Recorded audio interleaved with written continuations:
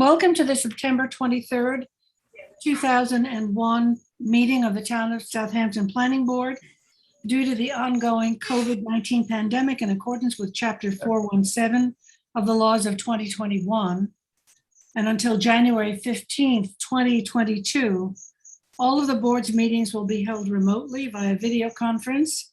So we ask the public to continually check the website for updates and new information.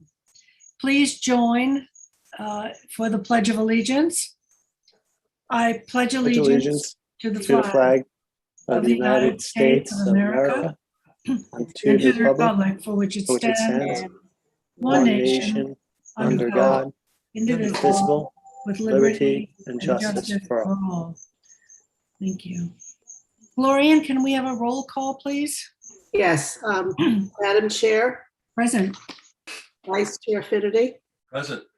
Secretary is here. Board Member Zuccarelli, Present. Board Member Long, Present. Board Member Catalinato. Present.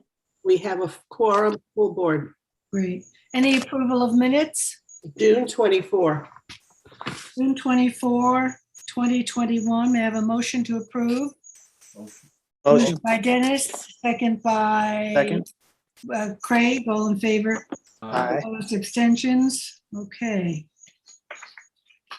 So I now have to read some language into the record. So we have a full agenda posted on the town's website for today's meeting. The town's planning staff, as well as applicants and their representatives, will be participating via Zoom webinar, which is being moderated by CTV. Charles Certain will be muting and holding the speakers in a virtual waiting room until it's their time to give testimony before the board.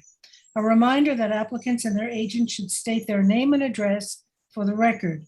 As is typical, there are no public comments allowed during our daytime meetings, nor is it appropriate for the public to use the chat function to comment on applications. The link to participate in this meeting via Zoom can be found on the town's website. It is also being live streamed on the town's website on the town clerk's meeting portal. If you're having difficulty accessing the meeting, please visit the town clerk's meeting portal and click on the instruction link. Board members who must recuse themselves from any application will state so on the record, will be removed from the meeting until the end of the discussion and vote on the application. Finally, in accordance with the legislation, this meeting will be recorded and transcribed at a later date and will be made available to the public. So we'll proceed today in the order of the agenda. So our first item is Certain Solar, and that's Anthony. Yep, and I believe Anthony Curcio is here with Keith Brown. I'm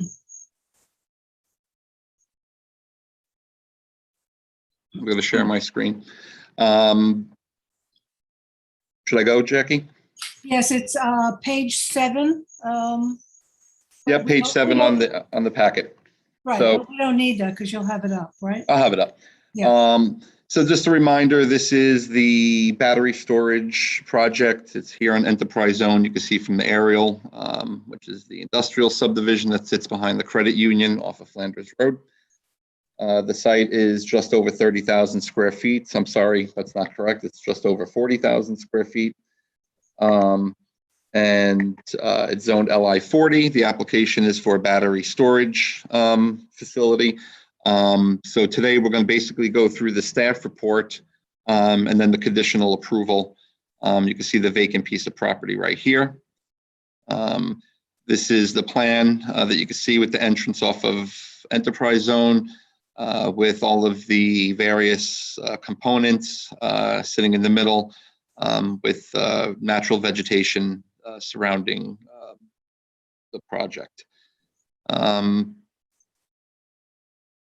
So I have the report here. I gave a description of the project. It's a battery storage facility over 600 kilowatt hours, which is therefore a special exception use in LI 40. It's Aquifer Protection Overlay District, as well as the Pine Barrens. The application includes 10 battery storage units at a maximum height of 8.3 feet. 44 solar panels and in 2 different groups of 22 at a maximum height of 10 feet. but that will be the second phase to the site plan, so we won't be approving those 44 units at this time, as the town is working on regulations pertaining to solar. It also includes 4 transformers at a maximum height of 6 feet, 2 electrical switchgear units at a height of 8 feet, and then the chain link fence at a height of 6 feet. The maximum height of all structures permitted through the special exception standards is 20 feet, so all of the components here are well under. The maximum clearing proposed is 35.5%, where 50% is permitted through the filed covenants for the subdivision. The application is an unlisted action under SECRA in Chapter 157, and on August 26th of this year, the planning board issued a neg deck. We had a hearing in September 9th, and was closed with a 10-day written comment period. No comments were received. We did the referrals. I only grade this out to indicate, which ones we received to date, which will be revised. We also got now the comments from the town's Office of Fire Prevention, which is one that I really wanted. The town engineer gave comments, very limited, aside from the fee and the construction meeting notification, just calculations for a 3-inch rainfall, and that was the only other change. The Central Pine Barrens chimed in, and this goes basically from page 3 to the top of page, I believe, 6. And I've summarized it here, so rather than go through the whole Pine Barrens report, because there's a lot of just facts in there, I've outlined the few issues that they wanted clarification on, which I'll go through in a second. And then we did get comments from the Department of Economic Development and Planning, and said this is a matter for local determination. Regarding the Central Pine Barrens, most of the Pine Barrens issues, or all of them actually, were addressed at the time the subdivision was done. Basically, as we get projects in, we make sure that they comply with what was filed at that time. So with regard to the Pine Barrens, their first comment noted about that they're under their permitted clearing, and the applicant has indicated that there's no additional clearing or site improvements proposed at this time, but we do note that it would be subject to approval by the planning board. They noticed or made a statement regarding a covenant for the areas that are to remain natural. However, the subdivision map that was filed has covenants that pertain to the buffers that are established on the properties, as well as the clearing restrictions. So there's already a covenant in place to protect the vegetation on site. Same thing with their comments regarding the fertilized vegetation, the limit of 15%. The 15% fertilized vegetation covenant's already in place, and this project has no other vegetation other than the natural that is to remain. So those issues from the Pine Barrens are addressed, actually. So I just wanted to put that in the report. This is a special exception use, as I said, so it's subject to the general and the specific standards. So I'll go through the general standards for you. Excuse me, Anthony. What makes it special exception? I'm sorry. Because it's over 600 kilowatt hours of storage. Once it's over 600 kilowatt hours of storage, that makes it a special exception use. In our code? In our code. Thank you. You got it. So the special exception, the general standards, the site is suitable for this use. It complies with zoning. It's LI 40. That makes sense to put these uses there. Same thing would be that the site is sufficient and appropriate for the use, and it is. It meets the minimum lot size, plus they're under their clearing that would otherwise be permitted. So this seems okay. What about expansion there? If any expansion is proposed, they would have to come in. So they can't do any additional clearing, even though they're under, unless they come to the planning board for additional clearing. So the site plan is going to approve it at 35.8%. Is that where is that prohibition about expansion? Is that in the covenant, or is No, that? no, because there wouldn't be a prohibition of covenant. We would simply say in the conditional approval that the clearing for this application is at 35.8%, where 50% is permitted, and that anything beyond that, or any expansions of this use or any additional clearing, would be subject to site plan and special exception approval by the planning board. If for them to go from 38 to the 50, which they're allowed to do. They would have to come into planning, Okay, so. and it'll state that in the resolution, or it Okay, should so- be stated in the resolution. I think it Okay. does. Okay, Okay. good. Thanks, Lori. Okay, so any movement from 38 to 50, even though permitted, would still have to come to us for approval. Yes, Thank you. you got it. That the use would not prevent the orderly and reasonable use of the adjacent properties. We note that they're also in the LI 40, and that this use wouldn't generate any traffic since it operates remotely. Other than some maintenance to the site, there wouldn't be any traffic coming in. D, whether or not the site is suitable, and it is. E, it's not located near a church, school, or theater. This F is about the definition of a battery storage unit, which is consistent with our requirements in the code as they were recently adopted. I also note that the special exception standards require a decommissioning plan, a fire safety compliance plan, equipment and components manufacturer's noise rating, demonstrating compliance with the noise standards found in the code, all of which have been submitted and reviewed for compliance. Access facilities are adequate for the traffic. Again, there really wouldn't be much traffic generated from this other than some maintenance of the site. Well, it's also located within, what do we call that, an industrial park? An industrial park, yep. No, Yep. So that's absolutely right. And then the curb cut will go to the highway department. Is regarding the parking requirements. This project requires, there actually is no minimum parking standard for this particular use, and there's no employees that are coming. So parking is really limited to a vehicle that enters the site for maintenance and repair. So that's okay. J talks about the buffers and screening. Obviously, we're under the clearing, and the buffer that was established as part of the subdivision is intact, so that's good. K talks about the collection of stormwater runoff, which is being addressed by the town engineer, who didn't have many comments, so that looks like that's all addressed. L, no outdoor sales lot or rental equipment, which is not really applicable in this case. And M, whether there are any specific conditions or safeguards, which there are, which we're going to go over. So in addition to the general, we have the special standards. And the first one says whether, indicates that it has to be submitted as a special exception application, which it has, and they submitted the petition and all the required information. B indicates that the utility lines and electrical circuitry are all buried underground, which they are. The plan shows that all the utility lines will be buried underground. C talks, and it's C through 1 through 7, which basically just talks about the various dimensional setback requirements, all of which are being met by this project, including the buffering requirements, setback requirements, the maximum height, transition yards, which aren't applicable here anyway. So they're all being met. D 1 through 3 talks about the fencing requirements, maximum height of 6 feet, with some additional landscaping in front of the fence. I don't believe that's going to be necessary here, only because it's set back, I believe, 50 feet from the road, and that 50 feet will be fully vegetated. So I don't know that any additional screening will be necessary.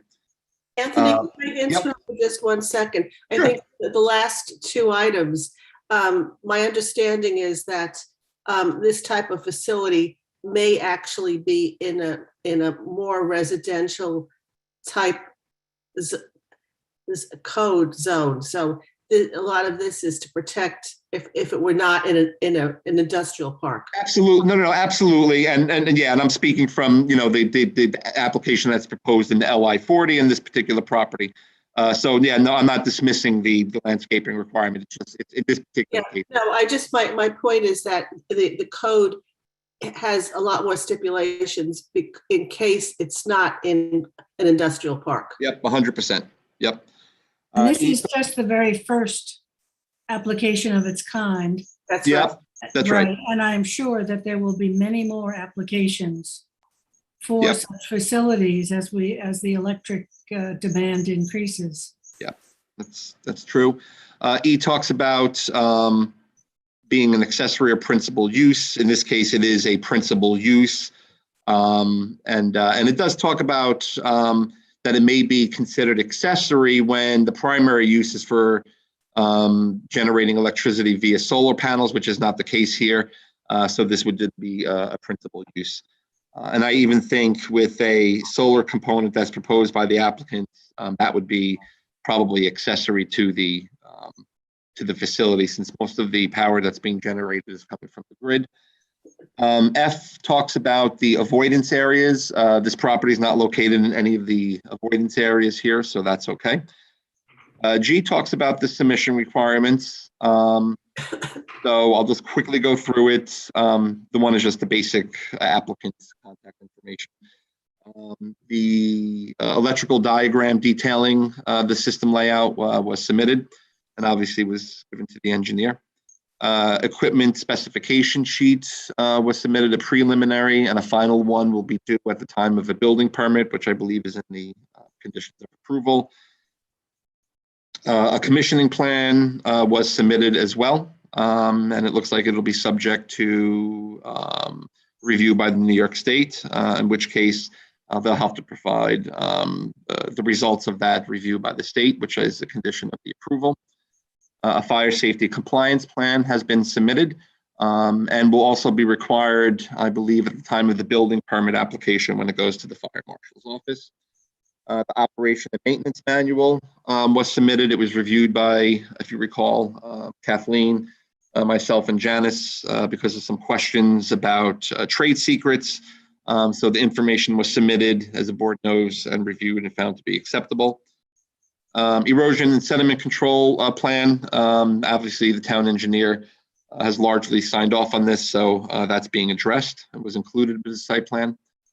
So all that information was submitted.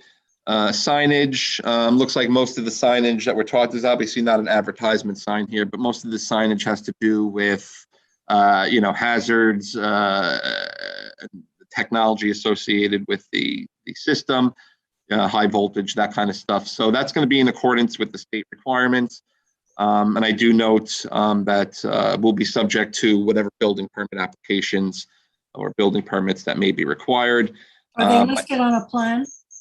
We don't have them on the plan. To be quite honest, Jackie, these are going to be internal signs that say things like high voltage or energy, or warning. I don't know that the planning board wants to look at these plans when that comes in. I was just curious as to Yeah. whether or not you had an inventory. I did not, but we could always ask them to, submit as a condition of approval the whatever signage is required by the state. We could certainly. I think that's helpful. Yeah, I agree. Lighting, we just made as a condition of approval. Doesn't appear to be any pole lighting on this application, but they just would need to clarify. And then being so set back from the property lines, I don't think there'll be an issue, but we put in as a condition that they provide the information. The applicant has submitted the noise information demonstrating compliance with the standards found in 235 town code. And I put a condition in there with the site plan approval as well pertaining to noise, and that we should probably get a final equipment information prior to a building permit to make sure that the information that was submitted is consistent with what the building permit is being issued for. We have an emergency operations plan, K, that was submitted. And it details here 1 through 8, the information that's required, procedures for the shutdown, emergency procedures, procedures for general safety and operation of the site, drills and so forth. So that was submitted. Ownership changes. If the owner of the storage unit changes, the special exception approval will remain in effect. And the new owner will assume all of the obligations under that permit. What I did was I made this condition, or I made this a condition of both the special exception approval and the site plan approval, just so that it's in both spots. M talks about the decommissioning plan and all the requirements for the decommissioning plan, which was submitted and also given to town professionals to review, Janice, myself, Tom down in engineering, and it was found to be very detailed. And then, of course, the last one is the decommissioning fund, which the applicant will be required to submit the monies for in the case the town has to remove the facility itself. So with that, those were the special exception criteria. So I had put together. Can I ask you, Anthony, I just want to ask you a quick question. Yeah, sure. These are special exception standards specific to this use, this kind of use? Yep. Okay. And are they, now will that stand as a template for other applications of the same? What I would say is it will, I think it'll demonstrate the types of projects that we're going to want in town. It's going to, sort of set a template, but everything's going to be reviewed on a case-by-case basis. I have met with other people on much, much larger projects than this, which I don't think are going to be even, nearly as easy. So yes, it will serve as a template, but it's, certain projects are going to be much larger. And I think, we'll have a much bigger discussion about compliance with the standards. And again, it could be in a zone that's not quite as appropriate. That's right. Because my understanding is the code did all that specificity to not preclude it from not being anywhere, That's trying right. to limit it to some very, very specific industrial type places. Yep, for sure. So we'll see. But yes, this is our first go with this. So that's why we have all these standards that we're going through. Anthony, was there anything added by the Southampton Fire District or anything we should be waiting for from Riverhead? So regarding the district, I have it right here.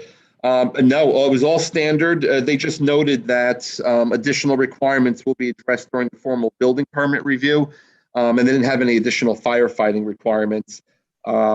And then, which typically happens, Robin. Usually at this stage of the game, they're making sure that there's hydrants and water mains and stuff like that. But the nitty gritty about the signage, the safety, the high voltage stuff, all that will be submitted at the time of a building permit because that goes to the fire marshal at that time. Thank you. And doesn't it go to the state Yes. as well? So, Yep. And they're part of the knowledge part of it. Since Yes, absolutely. this is, new for this town. Yeah, for sure. But it does go to the state. So then let me just do this. So then we have the draft resolution, and I'll just go down to the conditions here. So the first is just a special exception application, an approval of a special exception.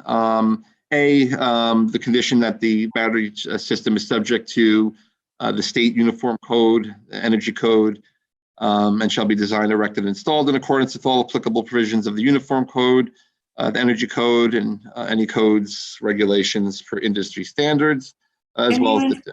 Can you just insert New York State? Yeah, absolutely. OIS uniform code. Yep. The B refers to that condition in the special exception criteria regarding commissioning, and that will be subject to review by a licensed professional engineer by New York State, and that a corrective action would be developed for any issues, and that would have to be subject to state review, and they would have to provide us with any reports. And this just comes right, the language comes right from the special exception criteria. C talks about the average noise generated. That'll be in compliance with the standards found in 235-3B. And I should note, and in accordance with the information submitted by the applicant demonstrating compliance. So I will add that in there as well. And D talks about the ownership changes of the facility and the need to comply with all applicable conditions of approval. And then we have the resolution approving the site plan with some minor changes, compliance with the requirements of the town engineer. removal of the solar panels from the site plan, but they should note that a second phase will be the installation of the solar panels. I just don't want to have stamp plans that have something on there that they're not building at this time. They should indicate the storage system maximum capacity calculated in kilowatt hours, and that should be on the site plan. And they should show the lighting details, which I believe are going to be minimum. General conditions that a building permit and an electrical permit will be secured for the installation of the facility. This is pertaining to the clearing that Robin referred to before, that any additional clearing or facility expansion beyond what is approved herein shall be subject to Southampton Planning Board review. All on-site utilities shall be buried underground. These are out of order here. The numbering is all screwed up, so I apologize. But the next few talk about the required signage, which will be subject to the requirements of the state requirements and the town requirements. We need a final equipment specification sheet prior to the issuance of a building permit. The installation of limits of clearing, a construction fence prior to the issuance of a building permit so that we know that the areas outside of development are protected. F again talks about the ownership changes. G, H, and I talk about our standard lighting conditions. J is the pre-submission meeting with the engineer. And then prior to signature, we get a notarized affidavit from the applicant and 6 complete sets of plans. And then prior to the issuance of a CO, we would need to have the decommissioning fund established, which I'll have to work out the details, exactly how we do that, because the only information we have is as I have it stated here. This comes from the regulations. My guess is that money from the applicant, to certify check or something into an escrow account would be the easiest way to do it. But I'll work out the details, and then of course a submission of an as-built survey to make sure the site is built in accordance to the approval and all the clearing that's supposed to be intact is intact. Anthony, there's nothing in the report, and maybe I'm missing it, or Okay. about secure gating around it. What kind of secure gate is it? Who Okay. has access to it? So the special exception criteria do have specific standards about it being a self-locking gate. So it is in the report, but I didn't probably spell it out as you're stating it. So I could certainly add that. I think that would be good. No, I agree with you. And does the fire commissioner or fire department have any requirements about if that thing goes on fire, how they get into it? They need they will get the standard key box. And that's all they stated in here. That was their full report. This Well, is just from the other, aside from the, street number shall be posted. It was, nothing really other than that. this is the first facility of its kind for them as well. Yep. Yeah, no, they didn't say anything else other than that. So, I could note, we could certainly put in the conditions that, any additional requirements as may be, by the fire district or the fire marshal shall be complied with the, I could add something in there. I think that's good, covers our base. Yep, for sure. So are the applicants here? Do they need to speak to the report, or?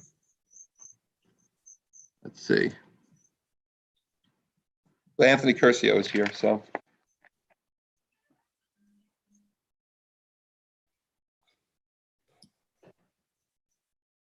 Hi, how are you? Hi. Just give us your name, please, and affiliation. for the Curcio. record.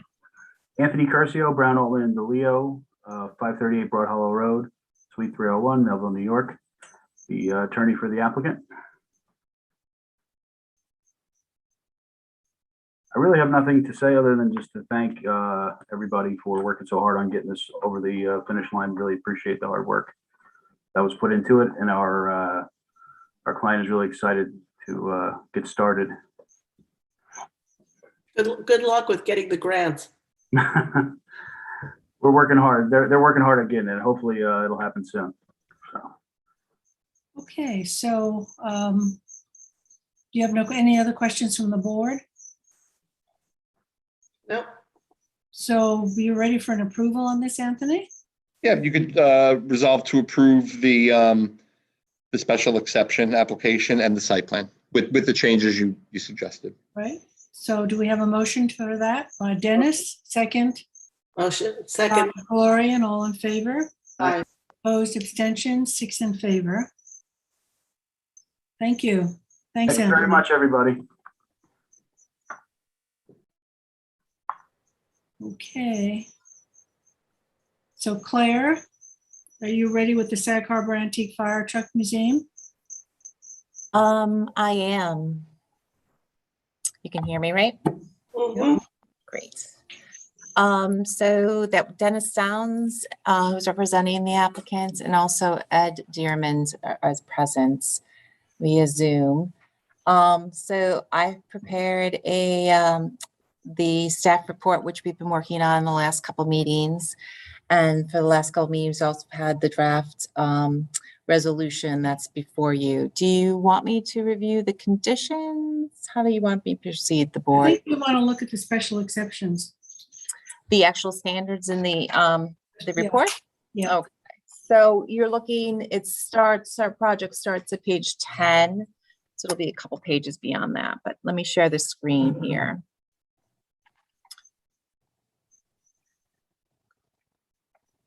So this is the aerial.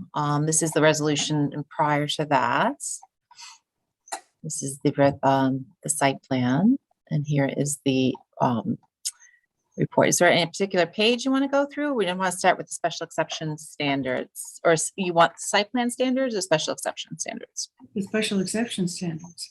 Okay.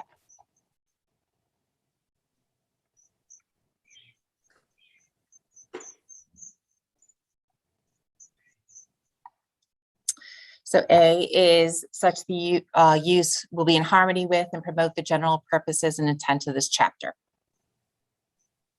And you say that the planning board finds the standards is met by imposing the restrictions agreed upon in the above covenants. So those covenants, there are 6 of them.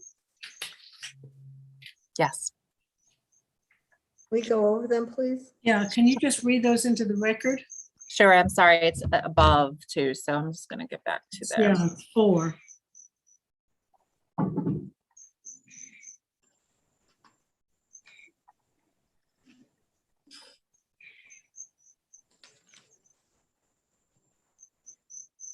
There they are. Yep. Prohibition of outdoor storage of vehicles overnights. Prohibition of repairing vehicles outdoors. Prohibition of cleaning, painting, or maintenance of vehicles which involve detergents, oils, or chemicals, indoor or outdoor. No fundraising or retail. Prohibition of outdoor sales and display.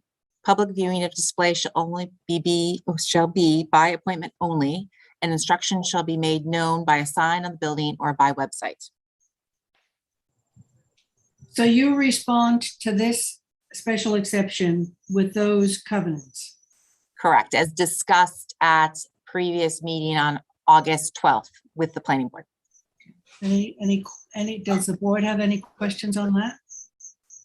I think it's important that we go over these. I have a question about, I guess, display. We're prohibiting a lot of things outside. And I believe I heard the applicant speak to moving the trucks outside so that if there were children visiting, they would be able to actually access the trucks, because there's the way they're parked inside the building, they're on top of each other. There's no way for anybody to actually view them. So I have an issue. I have an issue with how those trucks can be viewed as part of the museum. If we're not permitting display. We are permitting display, just not outside. But if you can't access the trucks to view them inside, i.e. display them, and you have to move them outside, which is what I heard the applicant speak to many meetings ago, then I don't know how the trucks can be part of the museum display. I think display suggests that they'd be left outside, like outdoor sculpture or outdoor display for extended periods. I think what I heard in the work sessions was that if the school group would come, they would bring the trucks out, or 1 or 2 trucks. Children could view them, take a few pictures, and then they'd be rolled back inside. I mean, that's not outdoor display. That's consistent with the operation of a museum now. Well, it was supposed to be indoor museum. I mean, just to elaborate on that, the interior design that was presented to us puts the trucks cheek to jowl next to each other. It just about whole building, just about holds 3 trucks. And so to Gloria's point, how do you bring 12 people in there? Because that's what the parking calculations are based on, an occupancy of 12 people. How do you bring 12 people into that space and maneuver in there when there is no space? So It there holds is 12 some, people. The there- fire marshal has there- said it holds 4 people. It holds 12 people. That is on the record, and there are. I know it's on the record, but that's where the contradiction comes. And I think that's what Gloria's saying. And that's certainly what I question. And Well, if you recall the current operation, or what recently, they would have wagons, hay bales, pumpkins, produce, right up the Scuttle Hole Road. Right, but that's a totally different operation. I mean, we're Yeah, specifically much looking more at, intensive operation. Much absolutely, more intensive operation. but we're looking at this specific use right now and the Right. special exception standards that apply to it. And They can't leave those fire trucks out for display, no outdoor display. I think that's, well, that's what we're saying, interpretation. but the contradiction is, how do you then have them viewed by students or a group or whoever wants to do well, it? they would be brought outside for the students to walk around, look at the trucks, and then brought inside. I don't Well, the think that's chief outdoor. building inspector didn't say that. The chief building inspector is indicating that there'd be some archival display internally. There would That's- be. That's how he approved it as a museum. I mean, he rejected it the first time as a museum, and then on the second go round, he said that if you have some archival material on display, then it does qualify as a museum. And I guess I had my second question, which is not, I think it's in the next special exception, which is there enough space currently for the facility to be functioning? And I know that we have a handicapped parking space, but I haven't seen any description in the floor plan that shows exactly where the photos and other things are going to be displayed, and how someone in a wheelchair would be able to access the view of those items. And certainly they cannot access the trucks inside. Oh, this is a new issue to me. I'm sorry, I didn't know that there was a question about ADA accessibility. Well, that's You what can we're have that going as a over. condition to make sure it can be held, but do you want me to share the plan to take a look at it? Or are you just saying that you don't feel that standard is being met? Based on the 2 things I've just said, I do not think the standard is being met. Claire, did we consider ADA? Always. So can you show us how? Yeah. it is?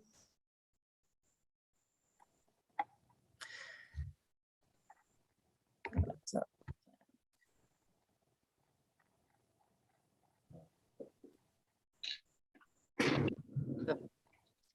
The interior layout. Can you- This is the entrance. Can you spin it? Yeah. Thanks.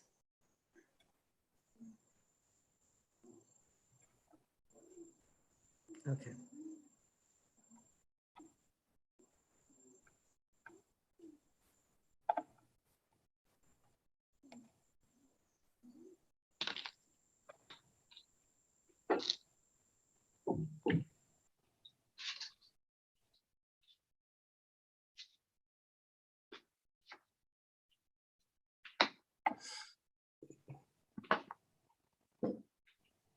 I'm sorry, I'm just gonna zoom in a little bit more Thanks. so I can see that number myself. We have a bathroom, kitchen, wall display. So this overhead door is open.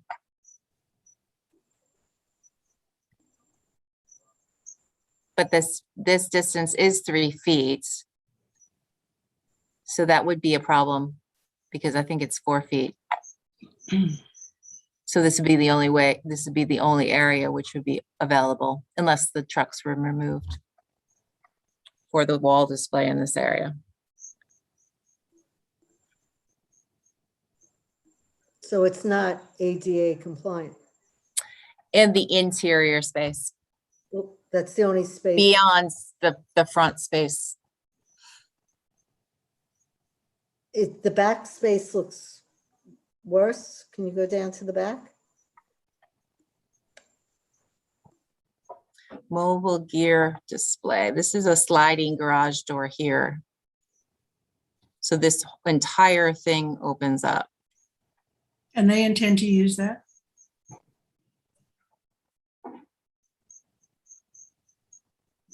So there are multiple points of entry. Is that what we're seeing? 32 inches. Oh, okay. So I'm sorry, it's 32 inches, not 36. So they meet it at the 36 here. They, This is met. So this whole area is accessible. it is or it isn't? It is. Up until, And where is it, where are the displays? Here. This is the major display on the property. Right here.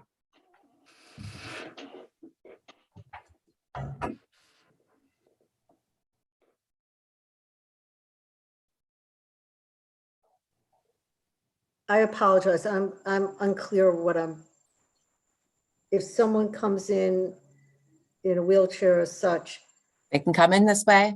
3 Right. feet is accessible, 32 inches is the minimum.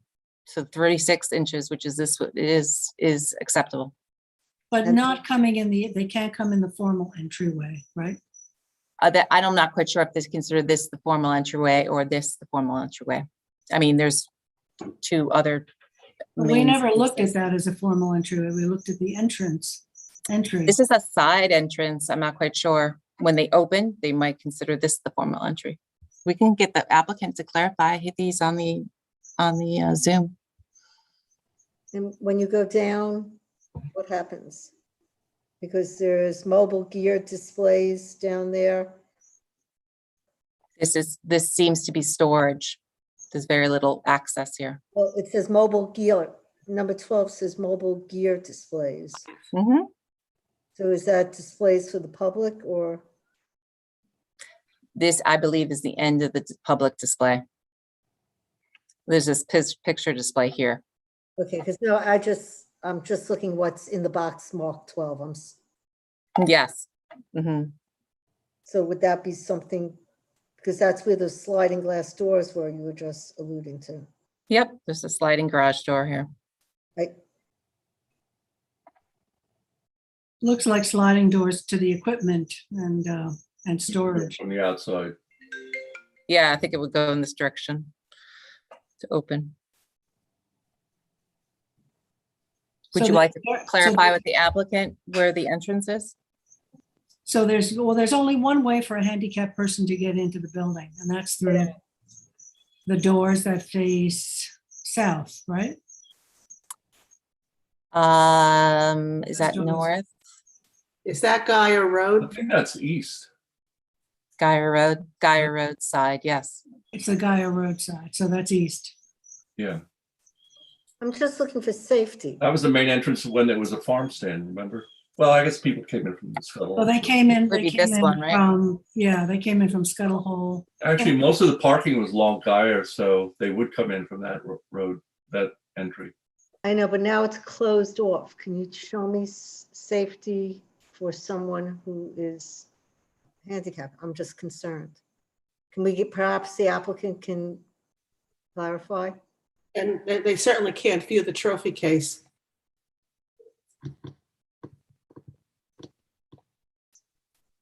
Does Mr. Downs or Mr. Dearman want to respond to that? I can respond to part of it if you can hear me. We can hear you. Okay, Yes. so to the extent that there is any difficulty with people walking around the trucks, we'll simply move a truck outside and have them take a ride down the block and come back. And then you can alternate the trucks. They could take a truck out. It wouldn't have to be stored on the lot. It could be, take it down the road and then bring it back at a certain period. They can use a walkie-talkie to tell them when to come back. The intent is just to allow the people to look at the equipment that's antique and how firefighting was done, at least in the village of Sag Harbor in the 1800s, early 1900s. And that would be consistent with if they're too close to the wall that they can't see all the photographs and all the gear, the truck would leave and there would be more room inside the barn.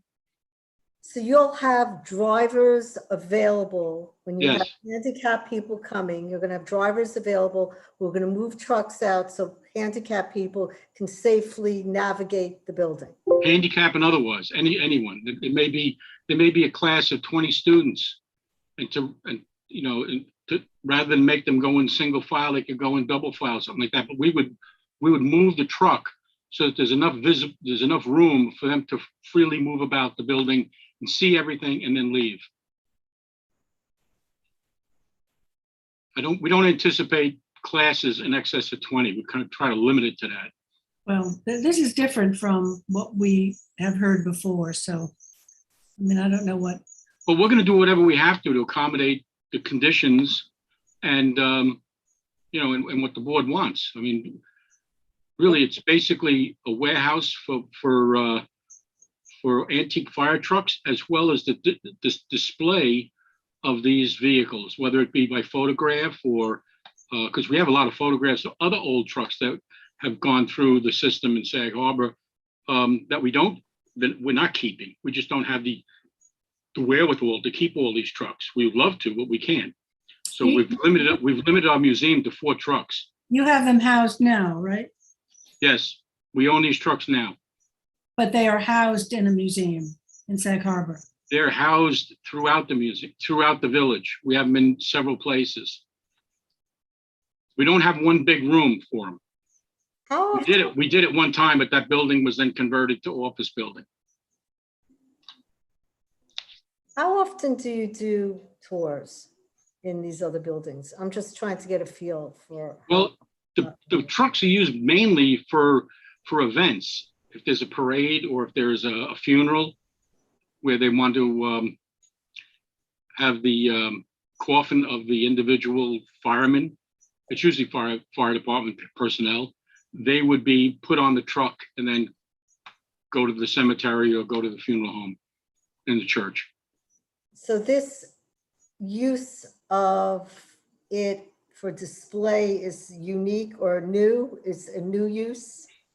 No, it's consistent with what we've been doing all along. The That's museum what I was portion trying of it to is, Have The you been museum- doing schools before? Did you do school tours before, Dennis? I'm going to let Ed talk to that because I don't know the exact schedule. He would know more as to how many times a month these trucks leave. It's not a lot. I mean, we don't, Have, it's not like we rent the trucks out to events or anything. It goes to usually a fire department event, or if a member of the fire department dies, they would use the truck. how often do For that schools purpose. ever come to these buildings to do tours? Ed, can you answer that? I don't know if he's around. He's on He's on Zoom, it looks like. Yes, I see his name at the bottom. I was Let me just give him a call. curious- Let me give him a call. Make sure he's got his voice on. Yeah, I'm curious how often, His volume is up.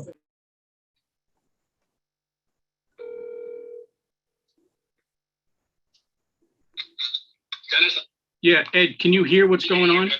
All right, now, can you answer the question? They want to know how many times the trucks are used during the course of the month where they would actually leave the building to go to an event.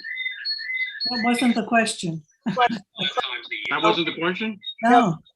You conduct tours. Listen to Robin. She's gonna pose the question, and I'm gonna hang up because we got all this back talk. how often did schools come to tour at your premises, at one of your buildings, do museum tours?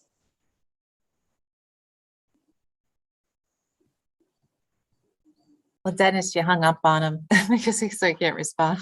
Oh, Yeah, but he's not on Zoom? He's I think on. he's got He's technical on. difficulties. well, Robin, to answer your question, we don't have a building right now. We did at one time. We had, the building that was used by Sunoco, the oil company, when they were bringing it was a service facility. It's now a 2-story office building. So up until that time, the trucks were stored. They were stored at the Saucony building. But once Saucony came down and they put up a new building, the trucks are now scattered around the village. Guys take them home and they put them in their garages. I mean, there's only 4 of them. I just trying to ascertain whether at any time these displays or trucks were viewed by classes, schools, or used in this museum type of setting. That's before in any of the locations you've had. That's why we're asking for this particular building so we can do the viewing. But it hasn't been done in the past. Okay. In the past, if we had a truck, say at a parade, the children would be allowed to go on the truck. They would explain to them how the truck works, things of that nature. And if it was anything that they could demonstrate, they would do that as well. Okay, so the answer is that in the past, there has never been a real museum of any type where school children or handicapped people had came to view these displays or these trucks. You're correct. We once we lost the Saucony building, that's when we decided to become a museum, so that we would have a facility that we would own ourselves. Rent yourself, okay. And this is a lease, correct? This is a rent, correct? The Saucony building was a lease. No, Yeah. what they're doing now. Well, now, Yeah. now the building will be owned by the Sag Harbor Antique Fire Museum. So there is a purchase contract. on There are it. contract pending. Okay, thank you, I'm We sorry. don't have a contract pending to purchase. We have a commitment from the seller, and he's hung in there for almost 2 years now. So we're expecting him to sign a contract as soon as his permit's issued. Okay, thank you. Okay, so maybe we should move on to the next standard, which is, Jackie, just one further comment based on what Mr. Downs said about, well, we'll just drive the trucks around for a while, so there'll be room for people to move around inside. I sort of have an issue with that, putting the trucks on the road just to get them out of the building so that the building is then accessible. it's in a Well, in all residential- likelihood, we would drive the truck to the Columbia Street Firehouse, where if they wanted to do any work on it, they could do it there, or they could wash it, or whatever they choose to do. Because that is a firehouse where they are allowed to have an outdoor display.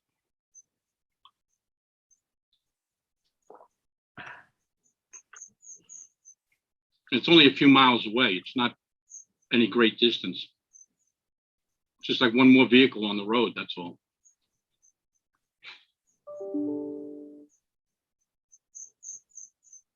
Move on to B.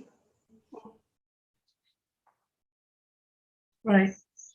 The plot area. Do you want to move on to B, Claire? Oh, sure. Can I ask whether you think A is standard is met? No, I don't. I don't. And who else thinks that? May I ask? I'm, Sorry about this. I forget what I'm doing. I have to practice.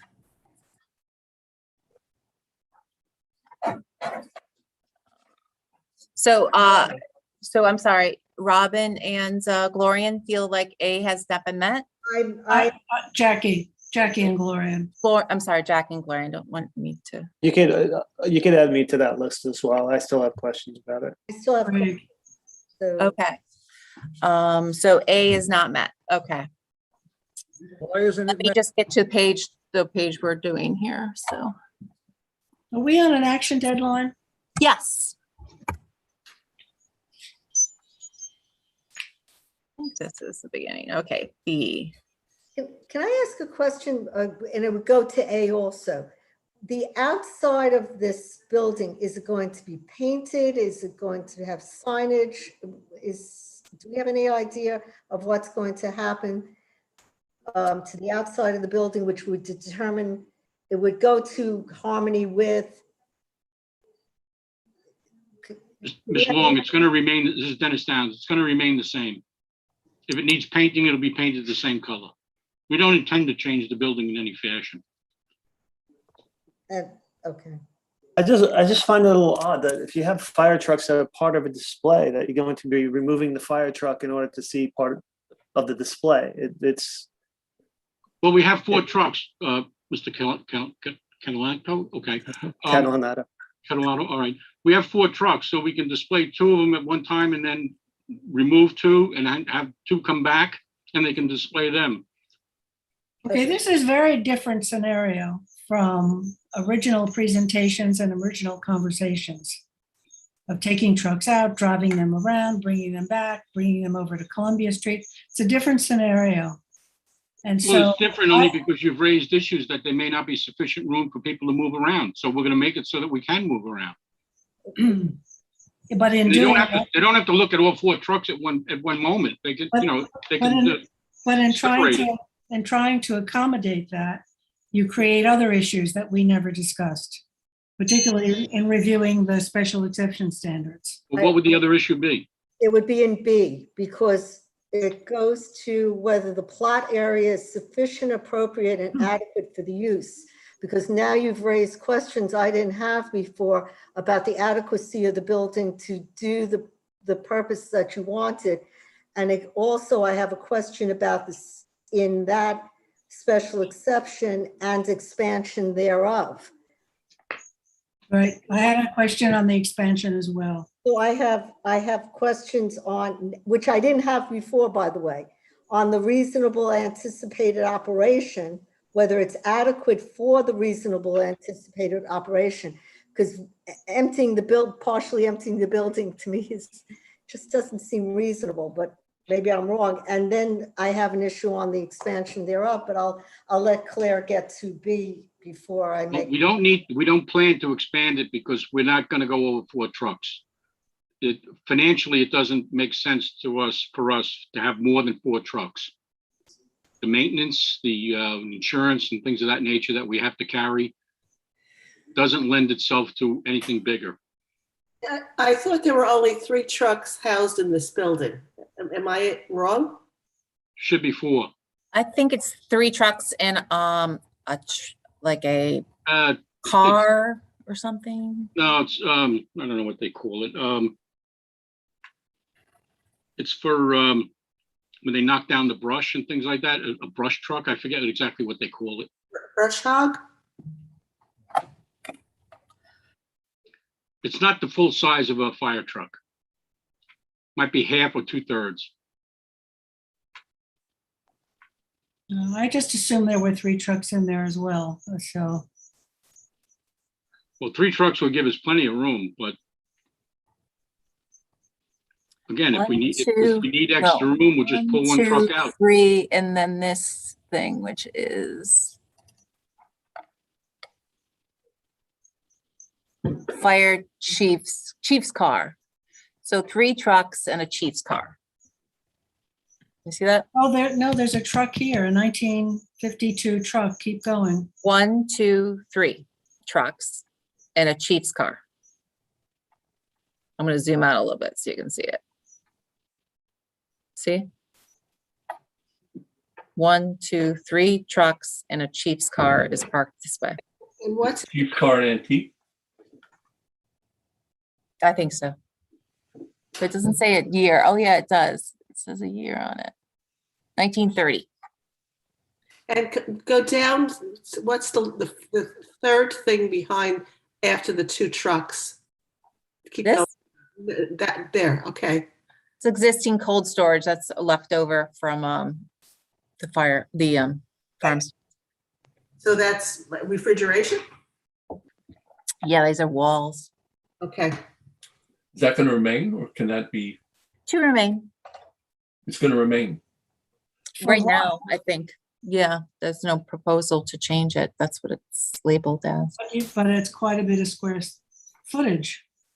What if they demolish that wall and they put one of the trucks in there? They could. There'd be a little bit more room. So that could possibly be a mitigation condition. Removal of the wall, the utilization of that space, cold storage space for the storage of vehicles. Can they actually get the truck in there? How are they getting them in now? They pull it forward, and From they just back it in. Guyer Road? Yeah, they come in from Gaia Road, and then I kind of lost my orientation a little bit, but I Me think too. they would pull straight in from Gaia Road and then back it into that space. Okay. Maybe they'd orient the trucks different. Maybe they'd back all two trucks anyway into that space. Was there a reason you're keeping the cold storage there, Mr. Downs? Ed just came in my office. Can you answer that question? Yeah. Yes, the cold storage, Come on. I'm sorry, for some reason we have trouble, whether I'm doing it in my office or at home, logging on to the town website for Zoom meetings. So I ran down here to Dennis's office. The issue with the cold storage is simply put, future expansion. We don't need that cold storage for anything. We can get rid of it at any time. And if we have a problem with access, and item A was the handicap or ADA access, we have 3 entrances to that building. We will accommodate anybody and everybody who wants to come in. So we have plenty of room. But the cold storage area is something that can be removed. It's really dead space for us right now. Well, I think what you've heard is their concern about circulation and getting people in and out. And so it might be better to do it now. Well, as part of just this before I left, Mr. Finnerty, we will, as Dennis was saying, we can take one truck out and utilize the interior. If you look at the site plan, those are large rectangles for where the trucks are. That is not the entire footprint of the vehicle. The vehicle is going to be smaller than that, but we just put that there to accommodate whatever else we have to do around it. Those trucks are not that big. So the amount of side room and front room on Guyer and Scuttle Hole Road is a little deceiving. And the other question that came up previously was the mobile gear displays there. We can certainly shorten that down and take out that jog in box number 12. That's not a problem. There is a door right alongside that facing Scuttle Hole Road. That was the main entry into the farmstead. We plan to use that whenever necessary. How do we want to proceed with this? Do we want to continue going down special exception? I think we have more questions than not in Can I terms of, just go back to the expansion? Is that going to be added to the covenant? no further expansion. Yeah. Without planning board It's not approval? it's not in the current covenants. It's not in the 6 covenants. Well, when you say further expansion, you're talking about extending the footprint of the building. I don't think you're talking about anything inside the building. Yeah. Talking about expanding outside. Expanding the building. Right. Yeah, we don't have any plans to expand the outside of the building. There's enough room for us interior, and if we need more, we'll remove the cold storage. It's not a problem for us. And so you have no problem putting that in the covenant? I don't think so. It would be the standard covenant, no expansion without planning board approval. Mhm.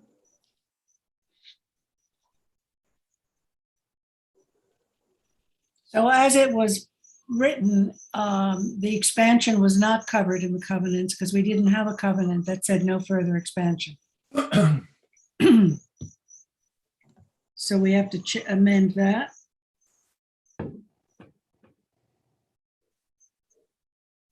Do we want to move on to C? Yeah.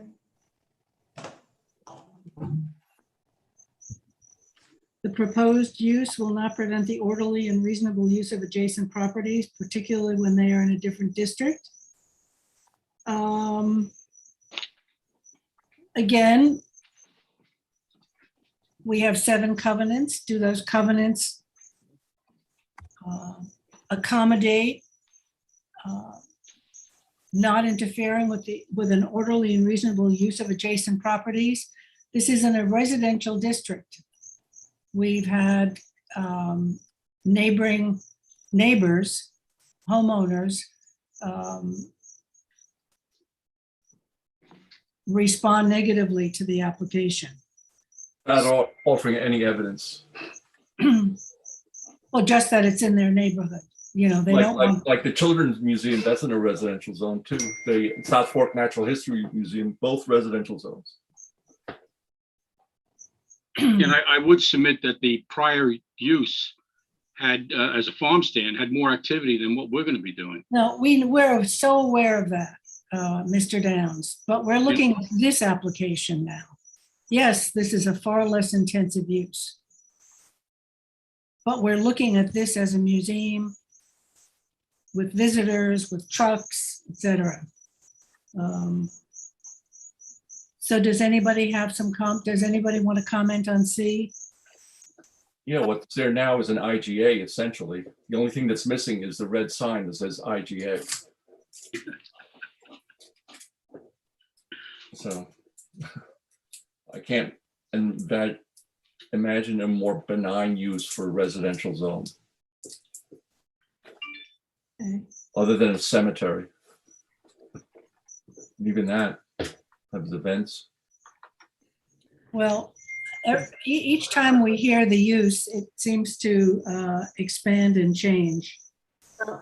I still have some concerns about using the outside as part of the museum. I mean, I think that, and the way that the covenants that are currently listed is somewhat ambiguous about the ability to have the trucks outside for viewing. But directly across the street, Glorian, there's the center, you know, the barn, and monumental structures, works of art, residential zone, by the way, monumental works of structure, outdoor display, 365 days a year. So I'm just curious what specifically about this site is your concern, as opposed to the other side across the street. The other side across the street is stagnant. This will be stagnant. It will be used by people outside. I see everyone from sheep to special events to people walking around there. Busy spot, residential zone. Point taken.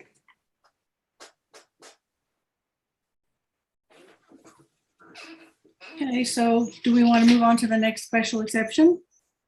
C, Dennis says it's a benign use.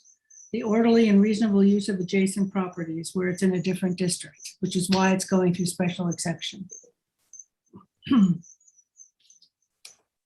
So do we want, is anything to be added to that explanation? I think we can't constantly refer to the covenants.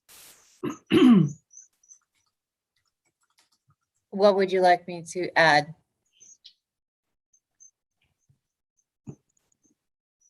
I mean, Glorian has an issue, which I can write that's specifically Glorian does not agree with the covenants meet this issue.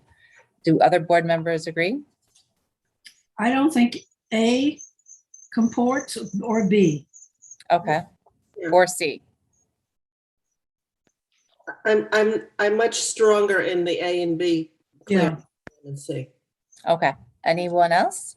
I think we'd have a better idea of see if we had posted hours, if we knew exactly how many hours the. We had, I'm sorry, we museums had could do. discussed this at maybe 1 or perhaps 2 months ago, that we would only have hours like 1 or 2 hours a month during the warmer weather.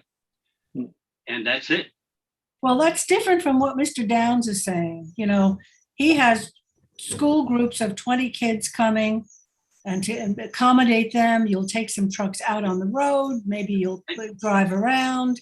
Oh, I think he was saying, You're taking it out of context. I'm sorry, Ms. LaFaro. Am I? What I Well, said was it would be up to 20 students. Not that it would always be 20 students, and maybe 3 students. We don't know. We don't know until we communicate with the schools what they want.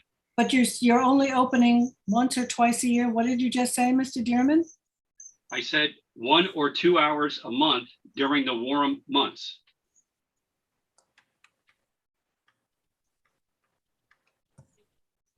It could be a total of 10 hours or 12, something along those lines. We're not looking to station somebody there and have somebody coming in and going throughout the course of the day. It's very to be used only on rare occasions. Well, going back a bunch of meetings ago, we talked about a business plan to explain when and how the museum was going to be used. And so maybe there should be some sort of a limitation on maximum of X days, hours, people, or I'm just a suggestion. Yeah, I believe we covered this, but again, we don't want a lot of people coming here. We want to be good neighbors. We don't need a lot of people coming here, but we have to have some or have it available for some. And that's all we want. Yeah, and I'm not suggesting that you haven't said that. It's not in the document. It's not in any of the covenants. Do we want to suggest 2-hour maximum a month? Well, I think the applicant should try to come up with something that they feel is reasonable. We gave that to you. It's in the business plan we gave you. I'm not trying to be 1 snarky. hour a month is sufficient for us. Right. A typical school period is probably 30 to 40 minutes long. 1 hour window once a month is perfectly fine for us.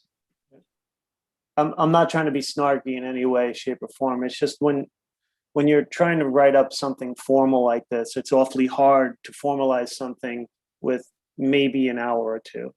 You know what I mean?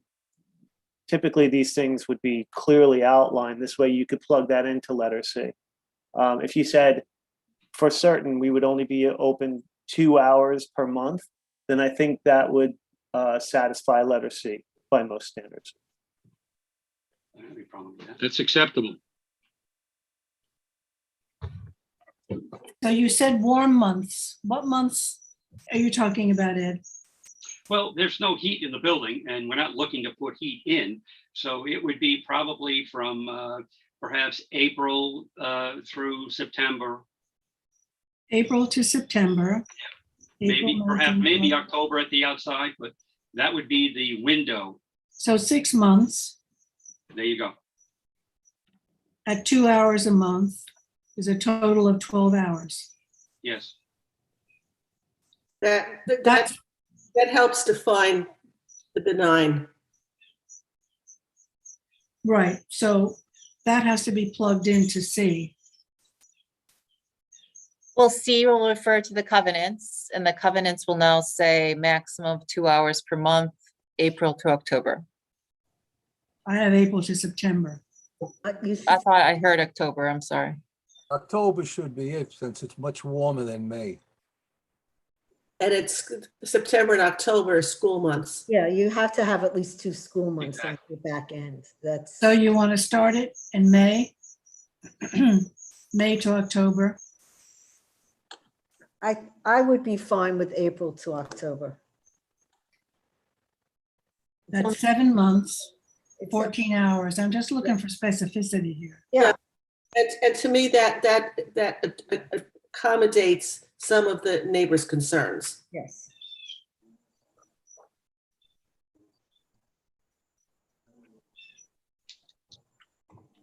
So this is in 6, Claire? Is this where you are suggesting that we put it? Yes, public viewing of display shall be appointment only. Available. By appointment from April April to May. April through October. October, April through October, no Okay. more than 2 hours a month. A maximum of 2 hours per month. Not to exceed 12, Well, that's 7, 14 hours, right? 14 hours per year. 14, yeah.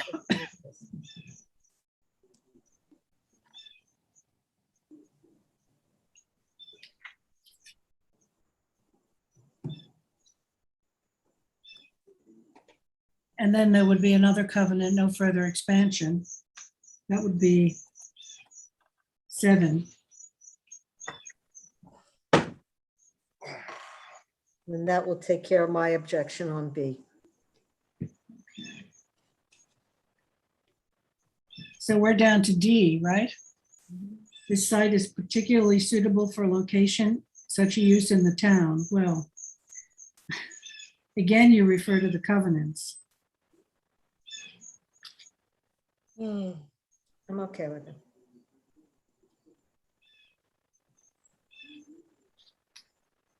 You could also make reference to the language of the other museums in the residential zone.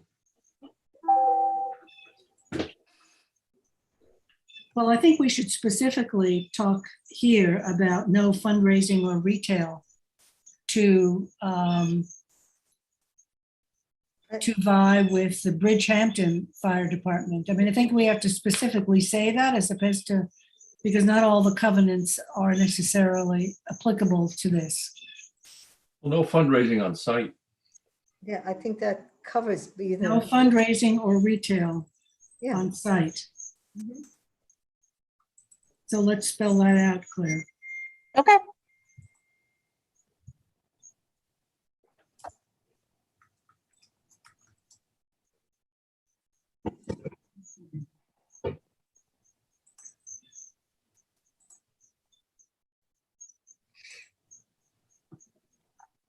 E is pretty clear, right? Yep. Then the proposed use.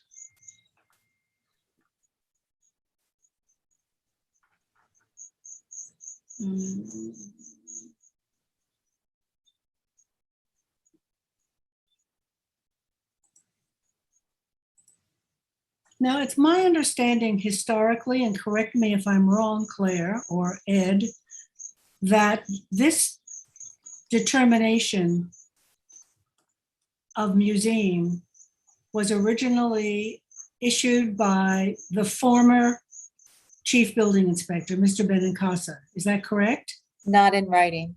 Not in writing. What was that? I had a discussion with Mr. Benincasa. I can't even tell you what year it was now.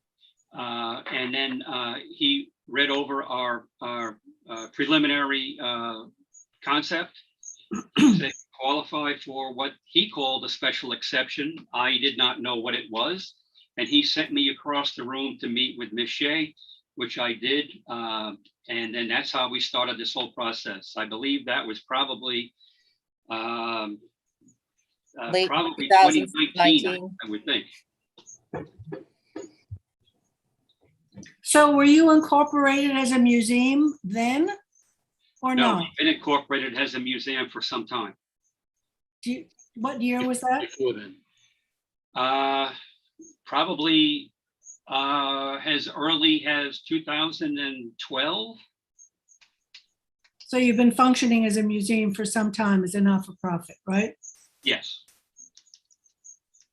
So then when this application came about and you went to the new building inspector, he turned it down, did not see it as a museum. Correct. The planning board asked for an opinion from the new building inspector and he declined to approve it. Can you tell us what transpired after that? We amended our plans and proceeded to address his specific issues. That was the display specifically? Basically the displays Those were his issues, that there were and some no, limited public activity.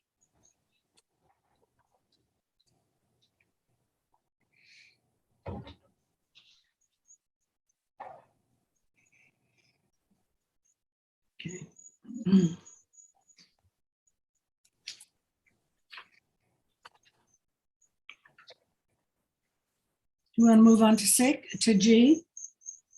Everyone, Yes. this is traffic.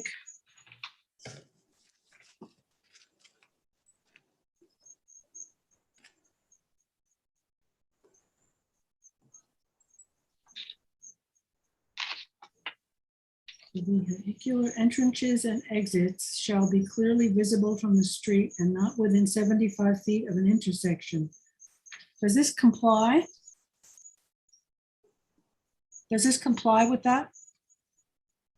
The curb cuts being within 75 feet of an intersection?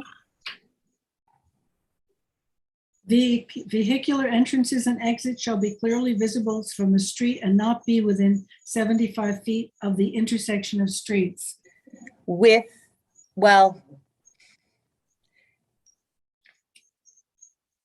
it's tough because that whole side is a property, is a road. It's really, Right. The entire thing is a road. So my question is, do some of these entrances, 3 entrances, yet get one of them get closed up, 2 of them? I mean, have we looked at that? I thought we looked at the Scuttle Hole curb. Closing that curb up, yeah. Right. But this is very specific. Geyer Road. Here, I'm going to go back to it. Access facilities are adequate for the estimated traffic from public streets and sidewalks to assure the public safety and to avoid traffic congestion, and further, that vehicular entrances and exits be clearly visible from the street and not be within 75 feet of the intersection of street lines and at a street intersection. So we've got several intersections here, correct? We do. So this was your concern. This one, and they're closing it. What about Geyer? It's an Geyer, even though it's a road, it's only functioning for this property. Well, people take Geyer all the time. I use Geyer. And they can, People use Geyer all the time.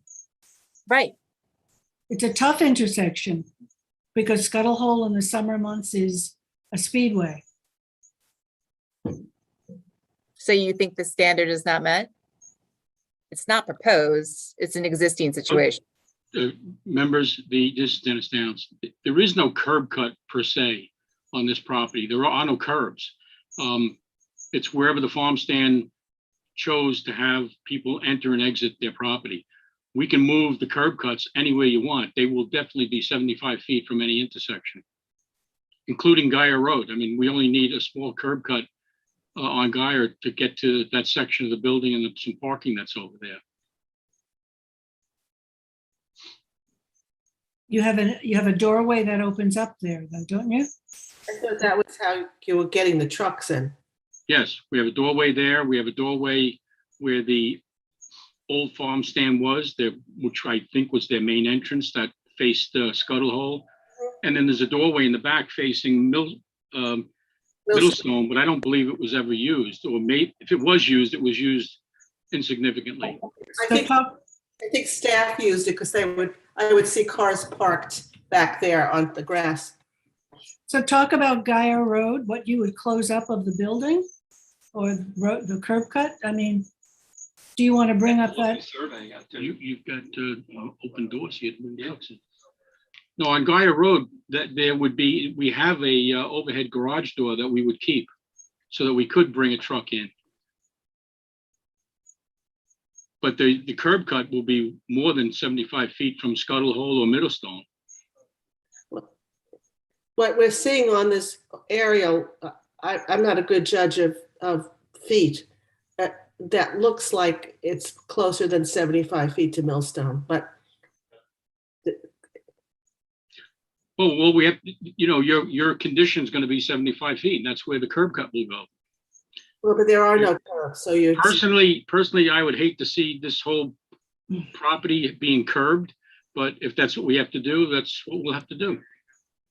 Oh, don't do that. I'd rather leave it dirt than grass. Jesus Christ. Yeah, I mean, I think we talked about a split rail fence on Scuttle Hole. Am I remembering correctly? Yes, Yes. yes, we are. This will be closed. This is the major road here.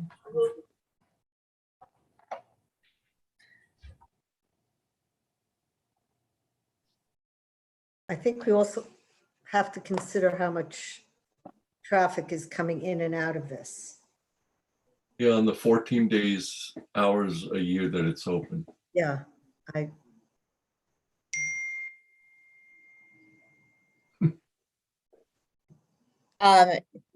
Jackie and Gloria, do you feel that standards not being met? I don't think there's any specificity that we're responding to here. You know, I are think- responding, you're closing Scuttle Hole Road, which is an That's one. existing condition. That's one, this happens to have another intersection at Guyer, so Guyer is the least used road of the three roads. the Guyer is heavily used. I think Well, there's Guyer is people the coming down least Scuttle Hole. used road. I use it all the time. I understand you do, but Millstone and Scuttle Hole Road, and They Scuttle are Hole bus- is they are number busier. one, Millstone is number two, and Guyer, which is the only other option, is number three. Yeah, I would agree that it's the least traveled of the three roads. But the other two are just, well, Scuttle Hole is not drivable, or wasn't this summer, because it was at a standstill.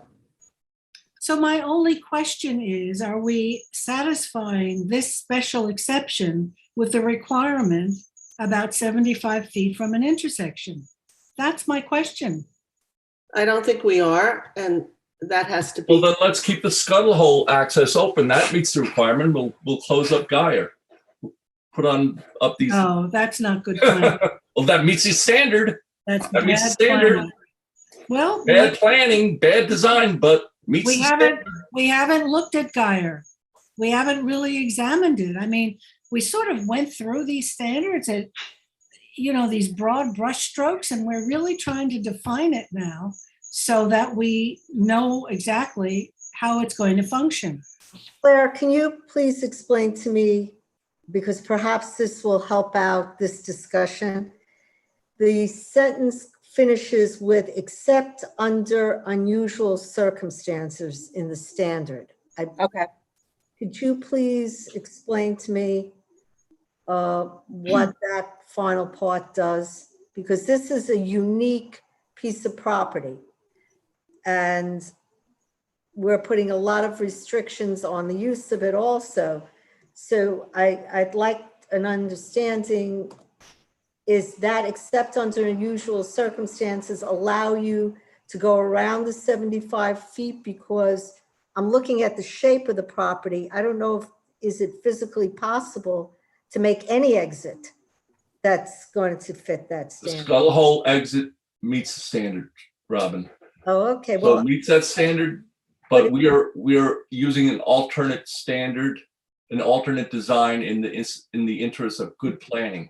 and that's why I'm looking at the terminology "except under unusual circumstances," and it's. Well, it's not, they meet the standard, Okay, but we're allowing an alternate curb cut, and I'm. alternate access because it's better planning and circulation. Which is why I'm giving you that "except under unusual circumstances" language. And maybe that should be part of our response to, does it meet that standard? Correct. So we're using a different, that it might not meet the standard. However, under the circumstances here, unusual circumstances or whatever, however you want to put it, the scuttle hole would not be good planning or would not be, a good exit. And so we're suggesting something else.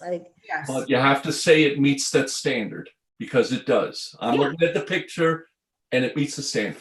I'm Dennis, I'm trying to help you here. So No, I know, but you keep So saying I'm- it doesn't meet the standard, but it does meet the no, standard. it does meet the standard, but under the Right. circumstances, you're not going to use that standard because it's not good planning. It would cause Right. a problem. Right.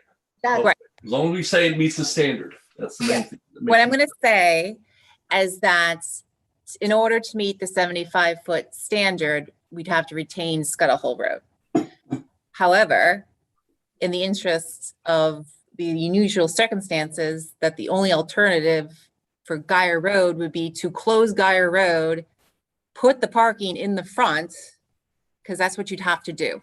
If you close the curb cut on Geyer Road, you could not Yeah. access the parking on the north. And then you'd be looking at parking.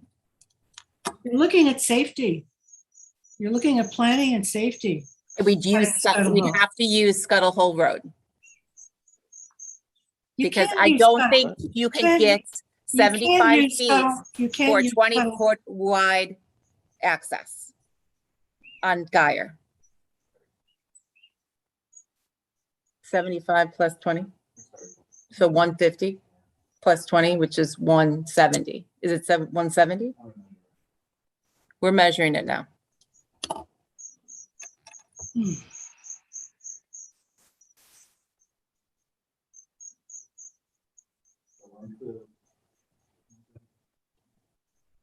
$150, 75 plus 20.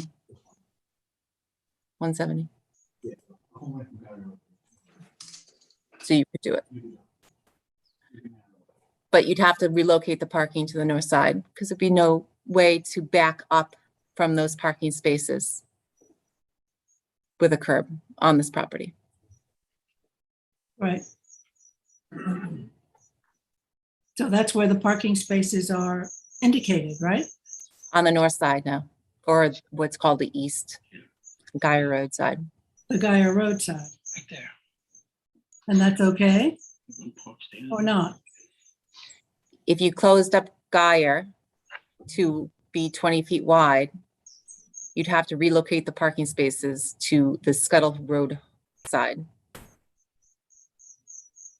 in the front yard.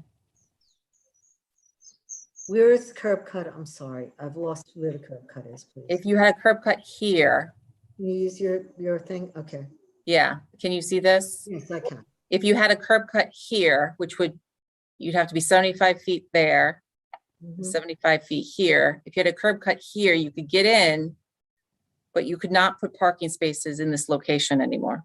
You'd have to relocate them onto the north side, the Scuttle Hole side of the property. How many? We would have to move the handicap spot around the corner, the ADA spot around the corner.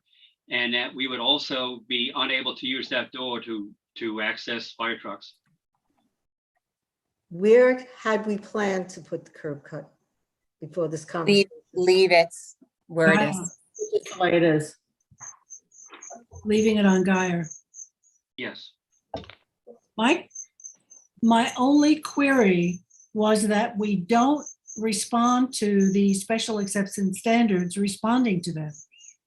We need to have that language in the response as to what complies to the 75, what doesn't, and if not, why we're doing it. Well, we can explain that, can't we? We can say that. Yeah, of course. Scuttle hole exit. So I just think that language needs to be clarified. Claire, can you do that? Can you clarify the use of the Geyer Road exit? Yes, to retain the existing, to provide the parking in its current location with the least disturbance to the property. Is that okay? The unusual circumstances. Yes, that's what Okay. Robin said before, right? Great. Okay, so I'll put language to that fact in here. I was handing you. Great. Do you want to go back to the next standard? H, H.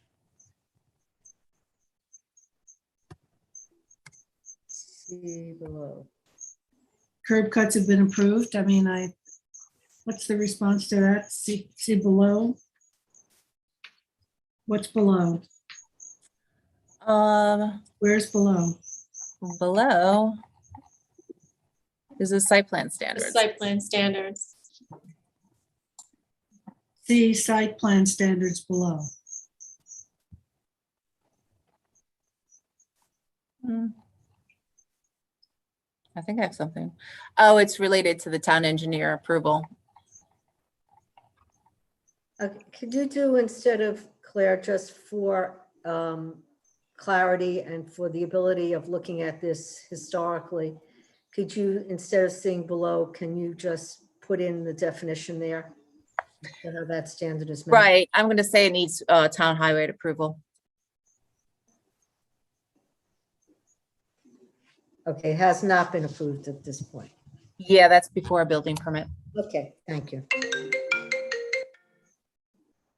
If I can just ask a question, Claire, it's Ed Dearman. Sure. These curb cuts or roadways, access, whatever, has been in effect for 41 years. So what exactly are we trying to do with the town engineer? And And I'm sorry, I can't remember in this project what we're doing with the town engineer. Okay. But I think they're, I have to Is go the back. report, the report is in the Yeah. plan? The closure of Scuttle Hole Road curb cut will have to be subject to the town highway. So I'm gonna say that. Okay. The town engineer, I'm sorry, I just gotta look in the comments section.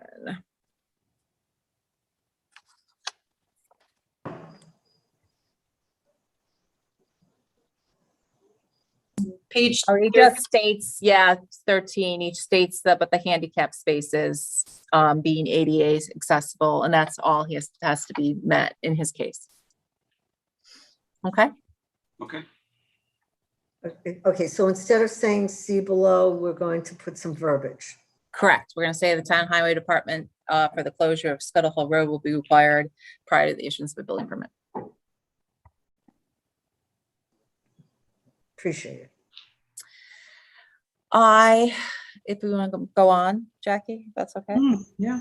Okay, I is definitely referenced below. This is 12 persons occupancy that generates the 4 parking spaces in the property. So that is referenced in the site plan standards that are below. So let's say see site plan standards below, but I agree with Robin. I think that they should also be repeated here. I can cut and paste and Yeah, could you? read it again. No It problem. just makes a more complete reference document. Sure, we don't look It's just that in the future that someone wants to take a look as to why we did this. See below is so horrible to have to deal with when you're researching a project. So if we can just, cut and paste so we have the answers right where the question is, it would be just helpful for future. All right? Thank you.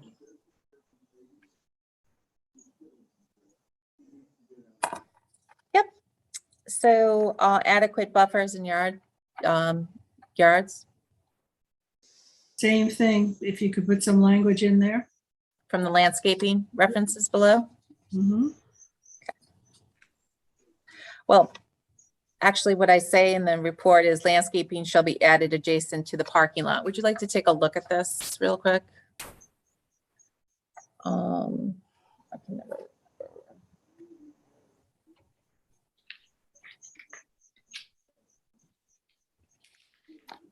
So in the original aerial,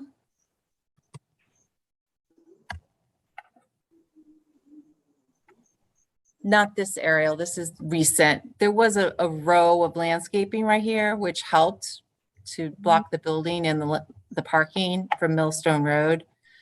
I'm not quite sure if you wanted to add that back to have a row of landscaping in that area. So that's a question for you.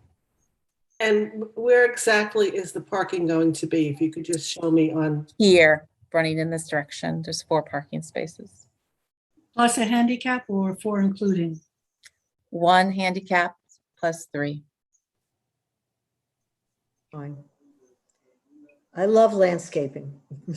Anything that makes anything look better to the eye is, as long as it doesn't block visibility or become a safety hazard in and of itself. Right. If we put the privet on the other side, and I think we should, why wouldn't we put the parking over there? Parking where? Where? It would be what, the south side of the building, on the Millstone? Millstone side, yeah. To get, that would be more pavement here if you wanted to get parking this way. Well, is there any pavement there now? It's hard to I believe tell if this is I believe pavement. that's all hard surface that you're seeing from the aerial. Yeah, but- Except for the little roadway that comes in from Millstone, everything else, the squares are, I believe, hard pavement. Like gravel No, I think it's concrete or or asphalt. concrete? Could you accommodate parking there? It's too narrow, would have to break into the green space on the bottom of the photo. Oh, I don't want to do that. yeah. I'm going back to suggesting just a row of 4-foot, maybe 6 evergreens in this area. That would break up the parking location. Okay.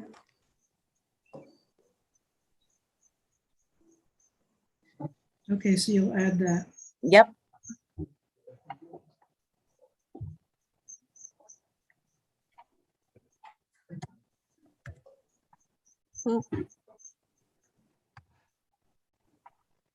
I think Okay, that's J.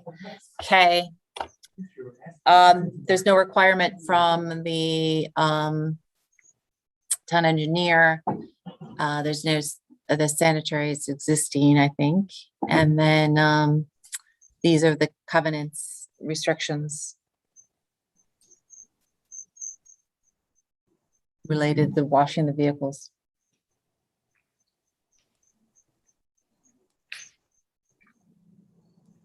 you say we questioned it, we're prohibiting it, yeah.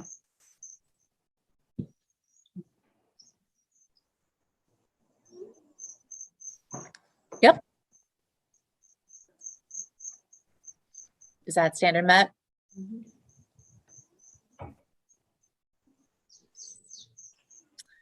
Are you going to be doing any of this cleaning and maintenance inside? We'll do some maintenance inside, but again, we won't be using any chemicals, anything like that. Any major issues will be done like painting or sanding or changing an engine or whatever would be done someplace else. All right, because it's, Only we take the trucks away. because there's a covenant 3 is a prohibition of cleaning, painting, maintenance of vehicles which involve detergents, oils, chemicals, indoor or outdoor. Indoor would be a problem for us, but outdoor, certainly, we have no problem outdoors. Well, that one of the covenants is indoor.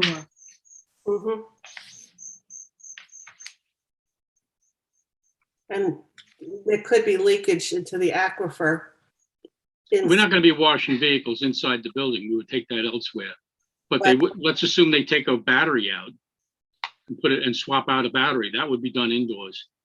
What about oil changing or oil leakage? We have pads underneath all of our trucks, even the front line trucks. So if there's any leakage, it's caught on the pad and it's dealt with immediately.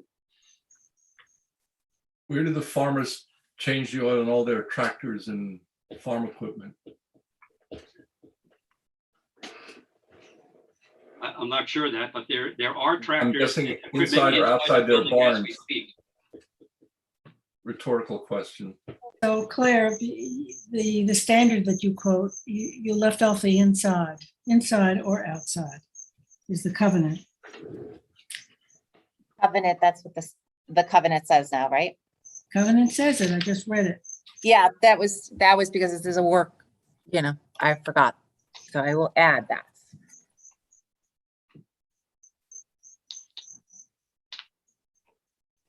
I'll restate that there's covenants.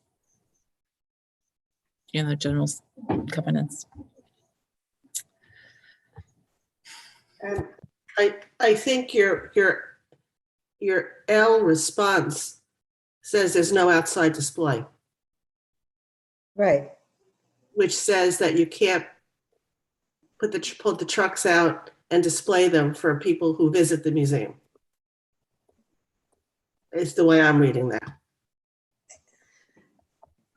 My understanding of display is different. Okay. I could be totally wrong, but I view display as more of a permanent situation where you're displaying, leaving them out with, for overnight. You've got 2 hours that it can be possibly outside when you're having anybody inside the building.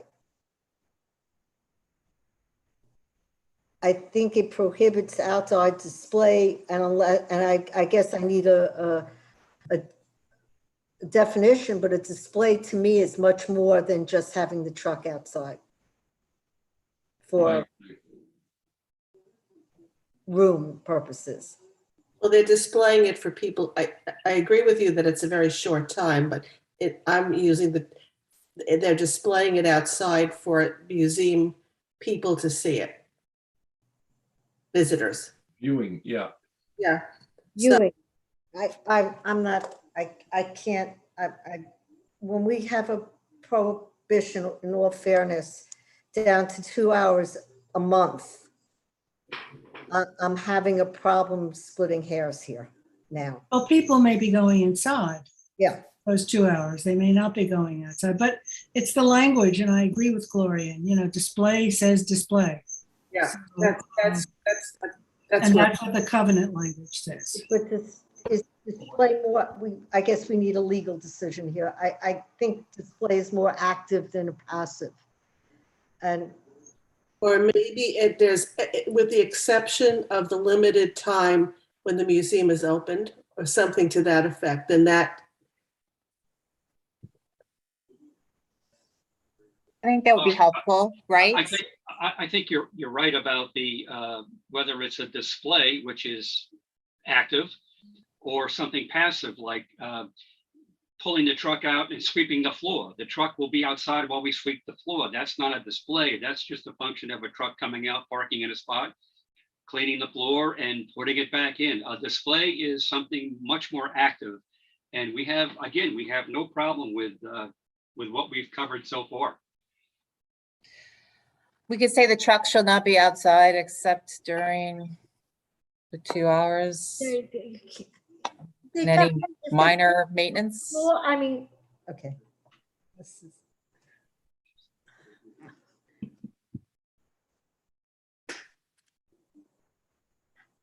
Or how about just outdoor sales or active display? You want to use the word active so that Permanent. you have active versus passive? Well, I would say more permanent or long-term display. I have. Well, and what does that mean? More than a day, Yeah. Those are, Testing. We're getting hung up on display. What I would say is a display is something there that is semi-permanent. You put it out in the morning, it stays all day for passerbys and cars and walking. The fact that for once a month, for 2 hours or broken up, a fire truck may be outside is not a display. the fact that we are having a conversation about what it means. We're belaboring this point is not necessary.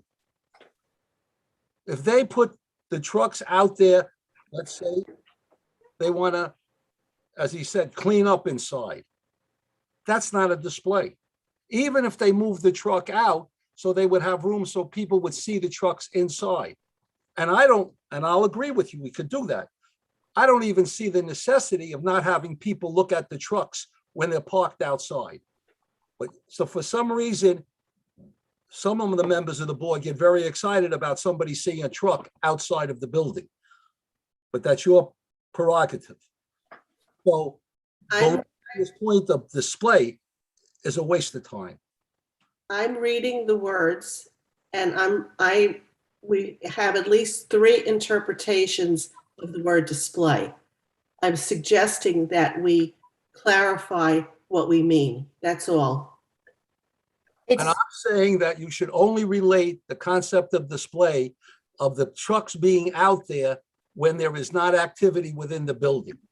So if they close the building and leave the truck out there for a period of 5-10 hours, then I would say that's wrong. They should put it inside. That's a display. But if they come in there and they have to pull the truck out because they have to do something to one of the trucks for an hour and a half or so, that's nothing wrong. We're splitting hairs over nothing.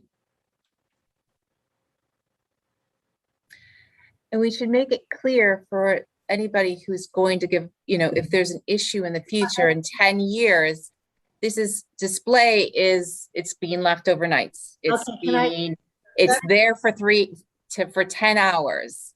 It's not that somebody pulls it out for an hour or two. Can I try, instead of the word display, how about exhibit, which is more active? Is that word will be a prohibition of sales or exhibit? I like that. Yes. I like that. 'Cause that's what it would be. I just pulled my synonyms, little thing up for synonyms. Exhibit has a more active kind of inference. So a condition of approval would be a prohibition of outdoor sales or exhibit. That means they can't make an exhibit out of it. Yeah. Right. Exhibit means that you are showing to Yeah, someone. right. That's why I'm giving you help here. That's exhibit. Yeah. And I agree with you. Say you can't exhibit it. Right. That's what I just said. A Good condition word. of approval will be the I prohibition. think it's a good word. Exhibit. To me, it means that's the museum's outside. So That's right. All right. So we'll change the word display to exhibit. And change it In the covenant. Okay. Yes. Please. Is that okay with everyone? Yep. I like it. what are we saying now, Claire? L would say a condition of approval will be the prohibition of outdoor sales or exhibit through a covenant. And the covenant would be the word exhibit and not display. But hasn't the applicant said they may exhibit the trucks? They're not setting up an exhibit. An exhibit would be signs, would be more active. Just moving the truck out of the garage for an hour, to me, is not an exhibit. How about permanent exhibit? Oh, I'm not belaboring it anymore. Okay, let's move on then, because we have some other stuff. Yeah. So M refers to the special condition related to public libraries and museums. And then it says when in adjacent to residential districts, all parking and outdoor equipment storage shall be properly screened from view of adjacent properties, which is, so I am going to say that you'd want the additional 6 evergreens 4 foot tall in the location to screen the parking. Okay. All right, and you think 6 is gonna do it? I mean, don't you 6 want to would give do it? it. It's the length of the linear? car. You don't want a linear, okay. Yep. And the rest of the site plan standards, that in most of them, they refer back to the special exception standards that you referenced before. Do you want to look at any of them specifically? Well, it's really just a repeat, right? Correct. And anything that needs to be matched up, I'll make sure it matches up with any changes you made.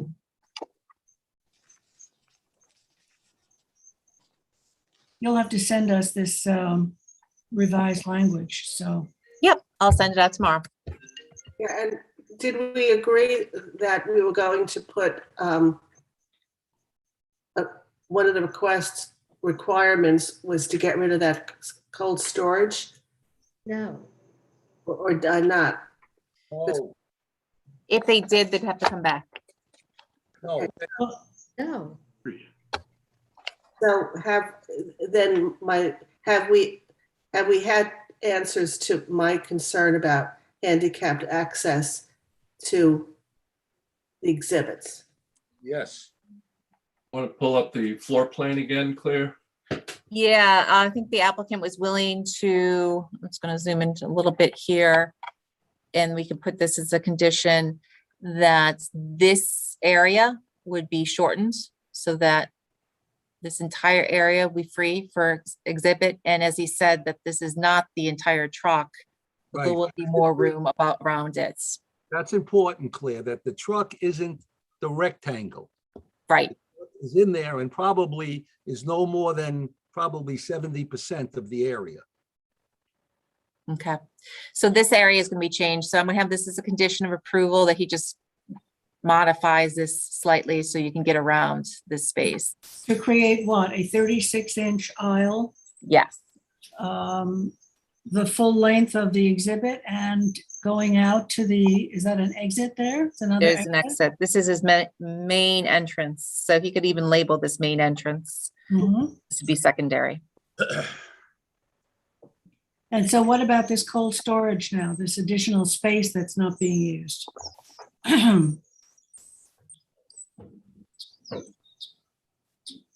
That's an interior matter. The only thing I would say is that if he wants to expand it, he should come to us. If he's going to reduce it and eliminate it, he doesn't have to. I would agree with that because right now it's basically cold storage. If we remove the walls, the 3 walls, it becomes temperate storage. It's the same use. It's just that we would remove the 3 walls to get better availability for whatever. But again, I can't see going back to the planning board if we're just taking down the interior 3 walls. Oh, are you I using mean, if that we put a space? different use in, fine, I get that. Are you using that space at all? Not right now. Not in the plans.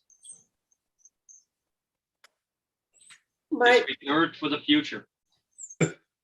Gotta have someplace to keep the beer cold.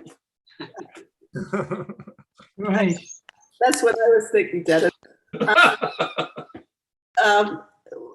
Might I suggest that there's something on this floor plan to note that the trucks are not the size of the rectangles? Because normally we would see the more realistic.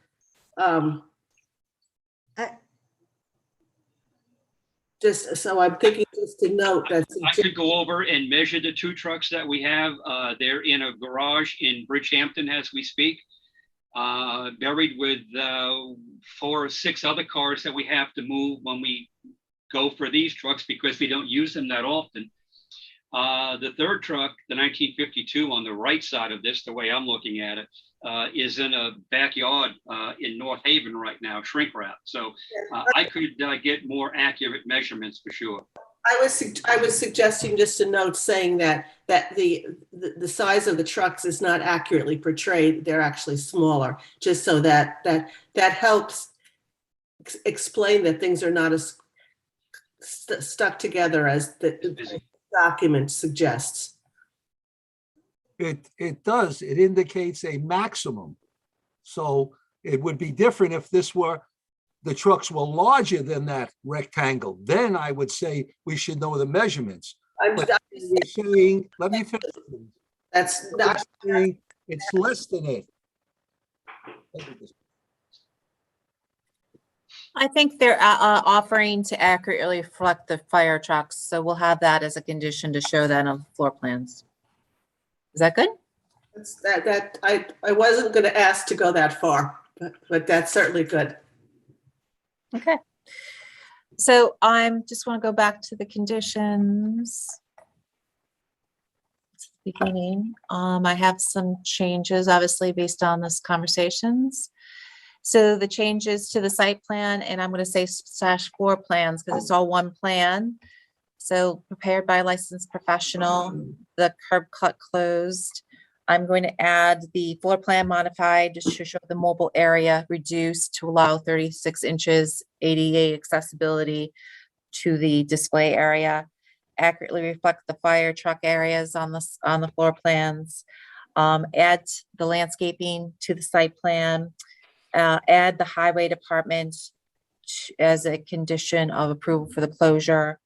And also the changes to the covenants, which are to the fifth item would now say outdoor sales and exhibits. The public viewing of displays shall be by appointment only, April through October of any year, with a maximum of 2 hours per month, not to exceed 4 hours per year. 14 hours. 14 hours, excuse me. Yes, I misread. And then no expansion without planning board approval. Anything else? Do you have anything, any more comments, Mr. Downs or Mr. Dearman? No, For your consideration? Motion. Okay, motion by Dennis. Second by Zuccarelli. All in favor? Can we bring down, Aye. can we bring this down so we can see how everyone's Oh, voting? I'm sorry. Yes. Thanks. Thank you. Sorry, I just want to be able to see my, You want a hand raise on who's in favor? yes. Okay, 4 in favor, 2 opposed. Gloria Burke and Jackie LaFaro. So it passes.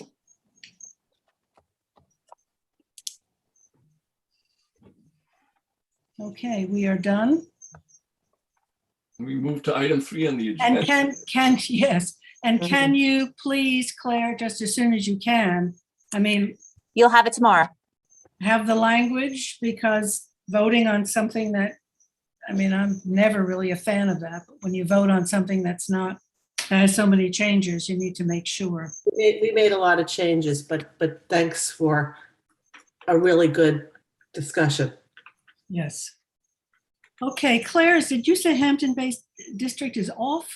Yes. It's off. a Okay, present so- to you. So 4 is off. thank you very much, everyone. Thank I you. think it's Or number is 3. Jedi Holdings. And then now we're at Jedi Holding. Yeah. Ashton, can you help Ed with, So Jedi Holding, the applicant has provided updated information. I think I have included it in your packet. I'm going to have the applicant who's going to come on in a second, Gil Flanagan, explain to you, I think where we were at. If you remember, this is where the basement area is being used as a garage. You had Yeah. some questions about the ventilation, which has been addressed. I think you wanted to know what the basement was being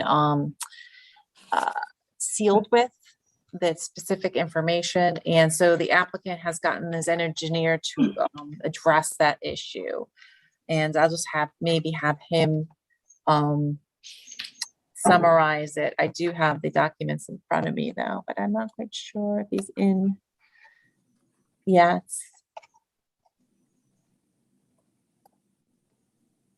Is this Gil? You're here. Gil Yes. I'm here. Flanagan, yeah, so great. Okay, thank you very much. I pointed out the areas that I think were of concern to the board in the letter I submitted on September 17. And I think there were 3 main issues. One was the idling of vehicles in the basement space and how that would relate to the ventilation system we're proposing. Perhaps the most important one, I think, was the ability to control possible vehicle fluid spillage in the event that it got onto the basement floor, and that the construction would conform with building code requirements. So my letter summarized that, and then attached to that and submitted as part of it was a supplemental memorandum prepared by John D. Fuller, which addressed all of those issues in some detail, and including in terms of the I guess, the ceiling of the basement, there is a specification sheet for the kind of material that would be used, which has a substantial lifetime to it. And I think those were the real issues that were remaining. I hope that with these submissions we've addressed them. Oh, the other thing I'll mention is that there will be someone, there'll be a regular employee monitoring this situation on a daily basis. And my client, who is the manager of the LLC that owns the property, will make visits to the site at least once a week to make sure that there is no problem, and that any spillage occurs, it'll be promptly taken care of. There's also a letter, as I say, from him in the file, which indicates that. So I think we've gotten to the point of focusing on those concerns, and hopefully that'll take care of it. Have we indicated the number of vehicles, Gil? I think in the original application we did. Do you want to just have that noted on the plan? I think it should be. Yeah, I think that should be a good idea. It was part of it, because part of what we had to calculate went into the parking calculation. So yes, we could incorporate that, sure.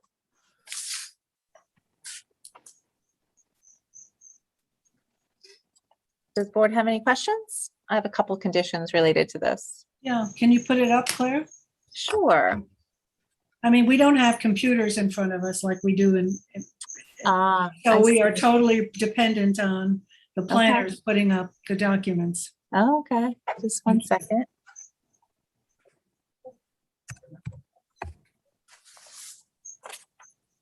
So the conditions, and I'm going to add a new one that says note the number of parking spaces if it's not already shown on the site plan. So note the number of parking spaces, fire marshal approval, note the sealant on the plans for submission. A full-time employee should monitor the basement for vehicle leakage. The basement shall be inspected once a week for vehicle leakage. And then the affidavit and successive plans, which is typical. Any questions?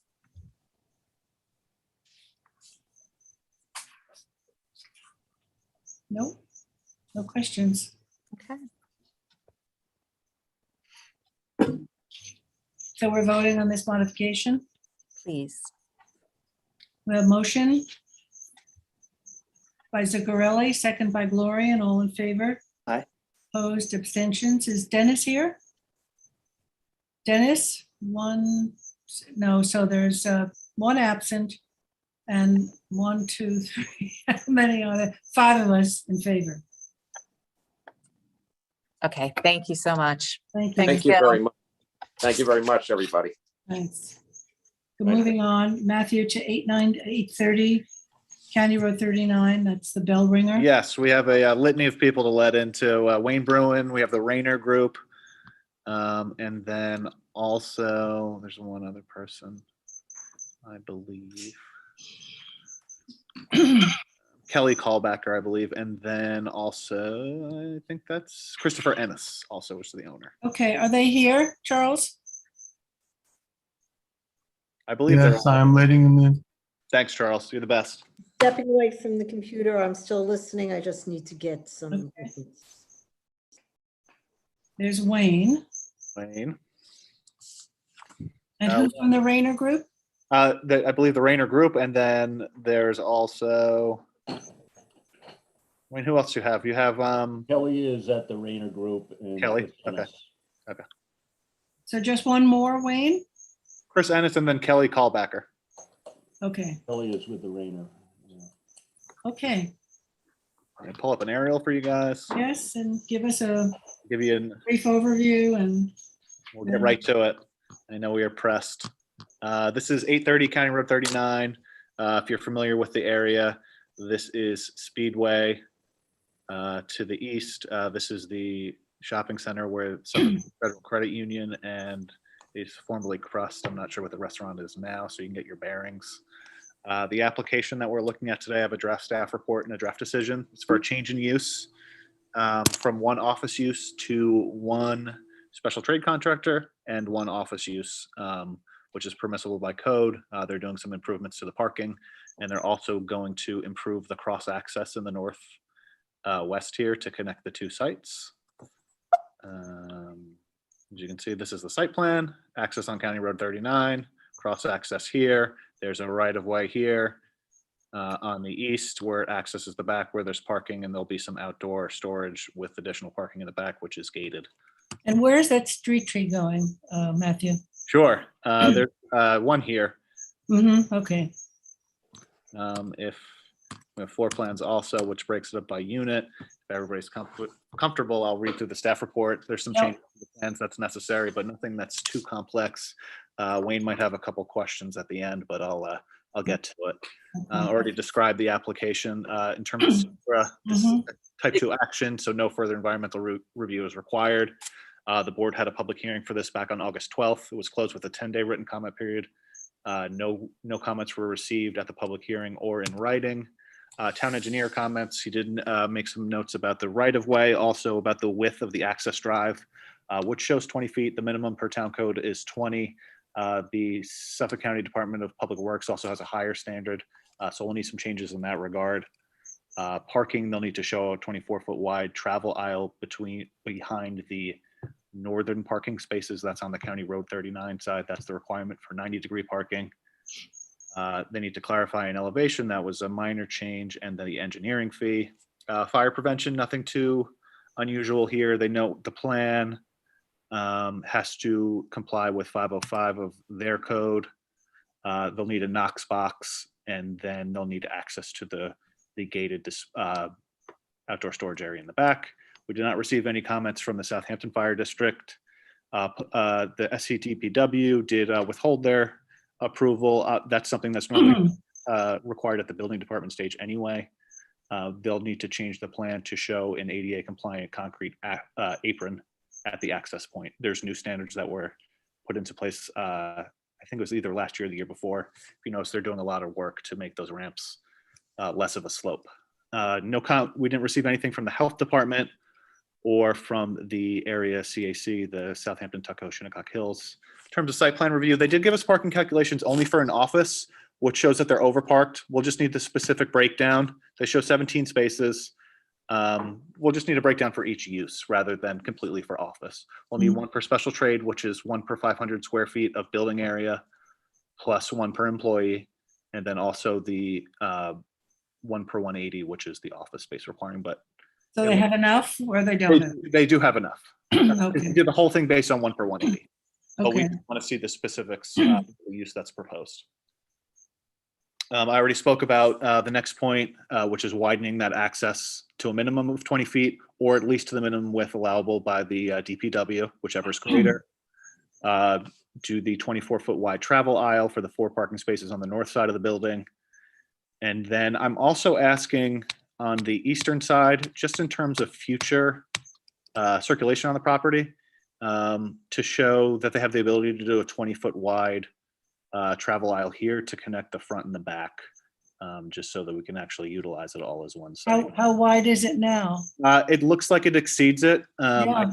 It doesn't call it out specifically, but I think it's probably closer to 30. Yeah, okay, so they're okay with that. Yes.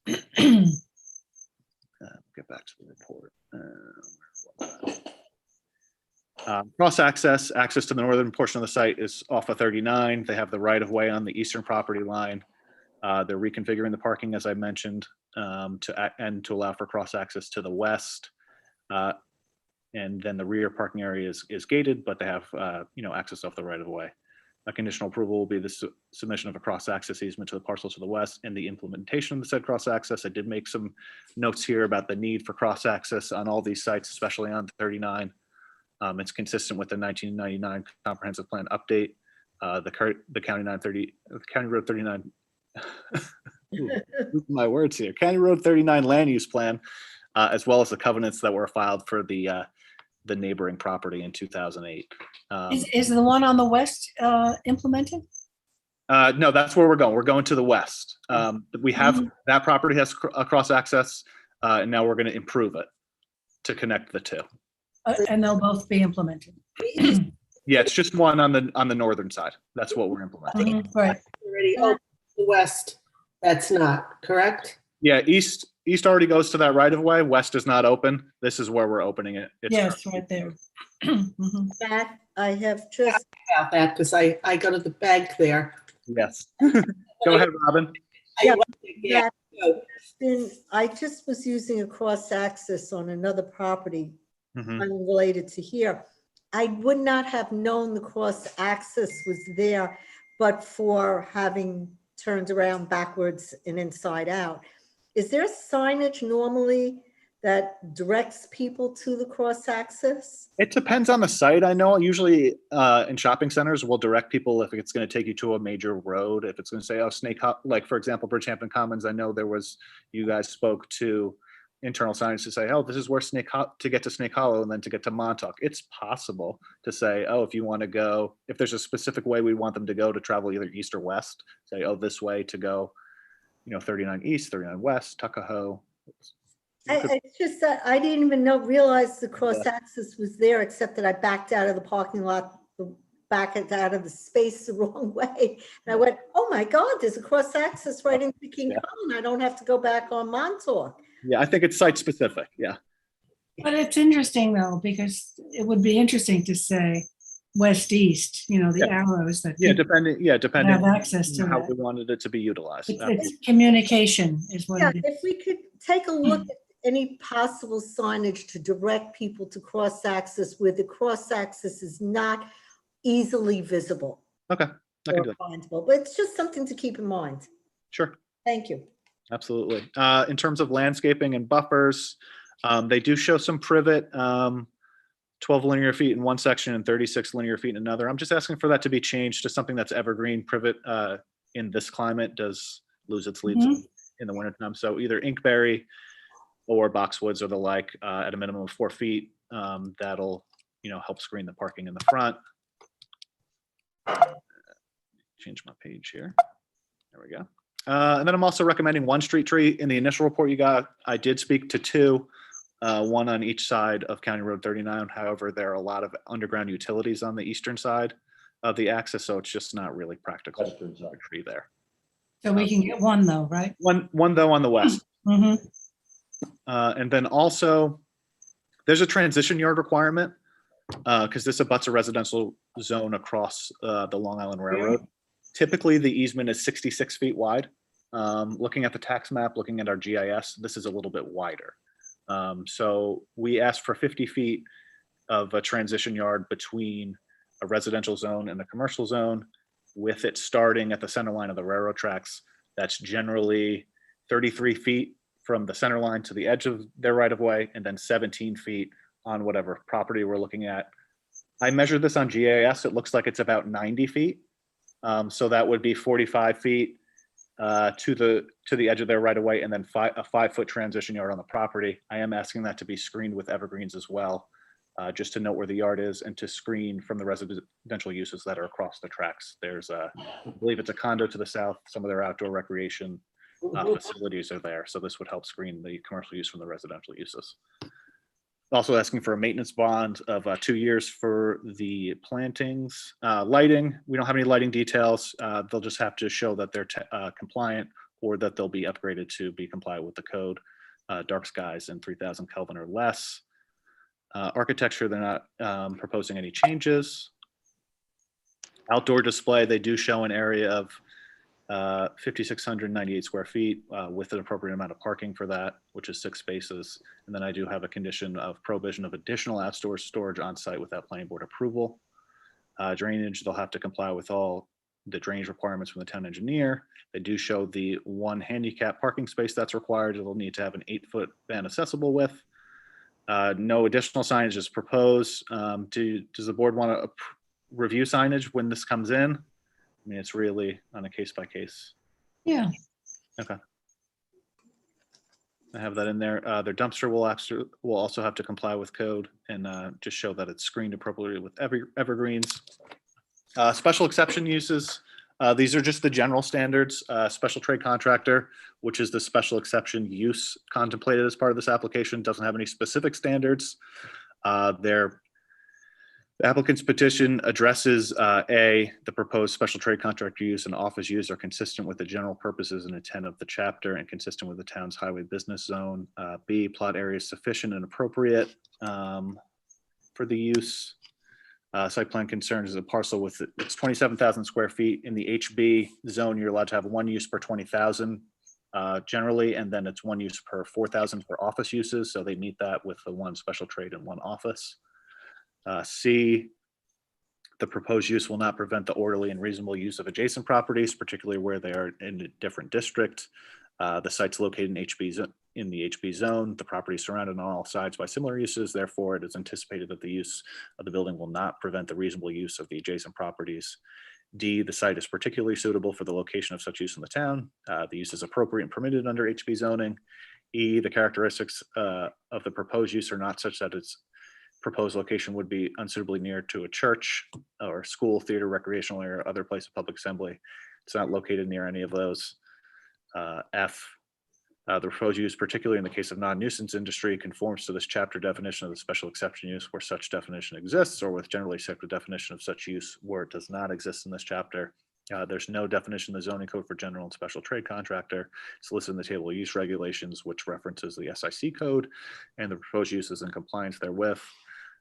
G, access facilities are adequate for the estimated traffic from public streets and sidewalks so as to assure the public safety and to avoid traffic congestion, and further that the vehicular entrances and exits shall clearly be visible from the street and not be within 75 feet of the intersection of street lines at a street intersection except under unusual circumstances. The existing curb cut is located on a relatively straight portion of 39. It's about 420 feet from Tuckahoe Lane. The proposed use for the site does not generate a significant amount of traffic, and the right-of-way allows access to Tuckahoe Lane, which coupled with the implementation of cross-access to the parcel to the west will allow for further traffic mitigation. H, all proposed curb cuts have been approved by the street or highway agency that is jurisdiction. The curb cut on 39 is existing, and DPW will have to review and approve any improvements to the curb cut. When I read this earlier in the week, Yes. well, I thought you had Tuckahoe Lane was a Signalized. It's not, so I took it out. that was, I'm like, no, there's no light there. No, there's not. Yeah, sorry. Left out of there. Yes. I, there are off-street parking and truck loading spaces, at least the number required by the provision of 33092 through 101, but in any case, an adequate number for the anticipated number of occupants, both employees, patrons, or visitors, et cetera. Based on the size of the building and contemplated uses, it appears that all parking calculations have been met. Required revisions are noted above. Adequate buffer yards and screening are provided where necessary to protect adjacent properties. Adjacent properties are zoned HB. The appropriate setbacks for parking are met. K, adequate provisions will be made for collection and disposal of stormwater runoff. This speaks to engineering stuff that they'll have to meet per the engineer's comments. L, no outdoor sales lot, rental equipment, and storage display will be permitted in the required front yard area of any business district except in the HB. Such uses may be permitted in the required front yard, provided there's a 50-foot setback. They're not contemplating any storage in the front yard. It's in the back, and then I do have the condition that if they wanted to do additional, they'd have to come back to the board. Finally, M, the proposed use recognizes and provides for further specific conditions and safeguards. There are none for special trade contractor. I do have a approval prepared, if you'd like me to go through. Well, let's see, does Wayne have any questions here? Wayne, do you want to speak to the conditions? Wayne? I want to speak to your resolution, yes. Sure. So I'll go through that and You go through those and then we can point out some questions or comments I have regarding those. Okay. Matthew, do you want to? Yeah, sure. This was deemed complete back in July. I've described the application. It's a type 2 action. As noted in the staff report, no public comments were received during the public hearing at the 10-day written comment period. Referrals were made. It's referenced in the report. I do have findings in the next whereas, which you see at the bottom of this page, which is the discussion of the implementation of cross-access to the west. Number one, implementation of cross-access between the two sites is consistent with the 1999 comp plan. Two, implementation is consistent with that County Road 39 plan. And lastly, that it's consistent with the site plan and cross-access from Leland Lane site plan, which was filed June 26, 2008. That's the adjacent property to the west. All this will improve the poor traffic conditions, by keeping people traveling between two sites rather than having to go on 39. it's been reviewed in terms of special exception. So the first resolve is to approve the special exception. The second is to approve the site plan and the implementation of the cross access. So changes, I have to revise the title to 830 County Road 39 for the site plan and floor plans. B, revise the parking calculations to reflect the proposed uses, one special trade contractor and one office use. Revise the width of the access onto 39 to 20 feet or to the minimum width allowable by the SCDPW, whichever is greater. The 24-foot wide travel aisle for the 4 parking spaces on the north side of the building. Indicate that the future 20-foot travel aisle connecting the northern and southern parking area in the vicinity of the eastern parking property line. F, clarify the elevation of the northwest corner, which was an engineer comment. G, revise the plan to show ADA compliant concrete apron that came from the SCDPW. Revise the plantings to be ink barrier boxwood, minimum of 4 feet in height. 1 4-inch caliper street tree along County Road 39 to the east of the entrance. Show the LIRR right of way on the site plan. K speaks to the transition yard, that it shall be 50 feet and begin at the center line of the LIRR and delineated with a row of 6-foot tall evergreens to provide screening. Provide planting details for all shrubs on trees and shrubs on site, and revise site plan to include the lighting details, general conditions. 2A, future improvement of the 20-foot travel aisle connecting those two shall require planning board review and approval. All signage is subject to planning board review and approval. HVAC and mechanical shall be screened. No dusk to dawn lighting. No additional lighting on property without planning board approval.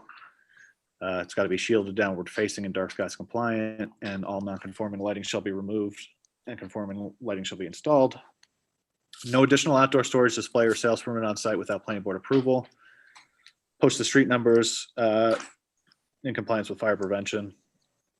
Compliance with all requirements of Division of Fire Prevention, including the Knox box and emergency access to rear parking and storage area.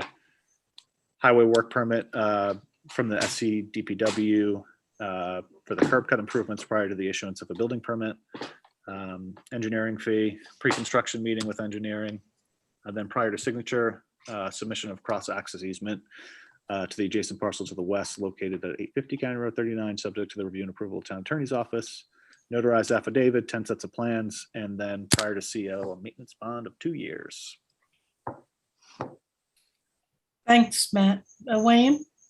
So just a couple of questions or a couple of comments. One, I mentioned this to Matt. And just identify yourself, Wayne, sorry. For Wayne Bruin, O'Shea Marcinsigan and Bruin, for the applicant, CSE Construction, and Chris Ennis. And Mr. Chris Ennis is with us, as well as Kelly Kalbacher from the Rayner Group, who did the site plan. I talked to Matt about some of these points and actually clarified some of them earlier, so I don't have a lot here. The title of the site plan, the street address, I think we just will add also known as CSE Construction in that.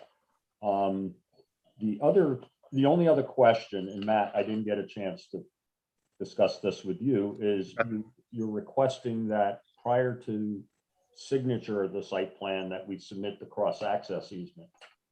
I would ask, number one, this is an existing site plan. This was Bellringer, and you did get the covenant with the property to the west, but they have not been noticed yet of this determination.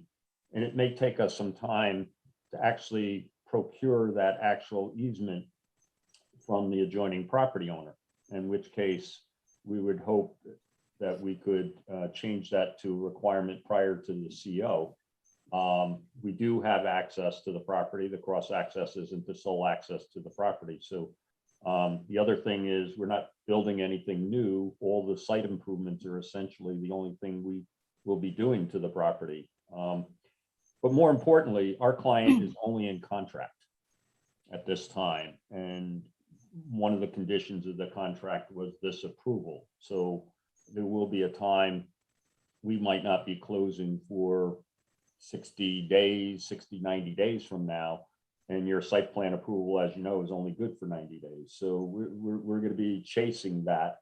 And we would hope that that could be a condition that once my client closes, they will execute the cross-access easement at that point.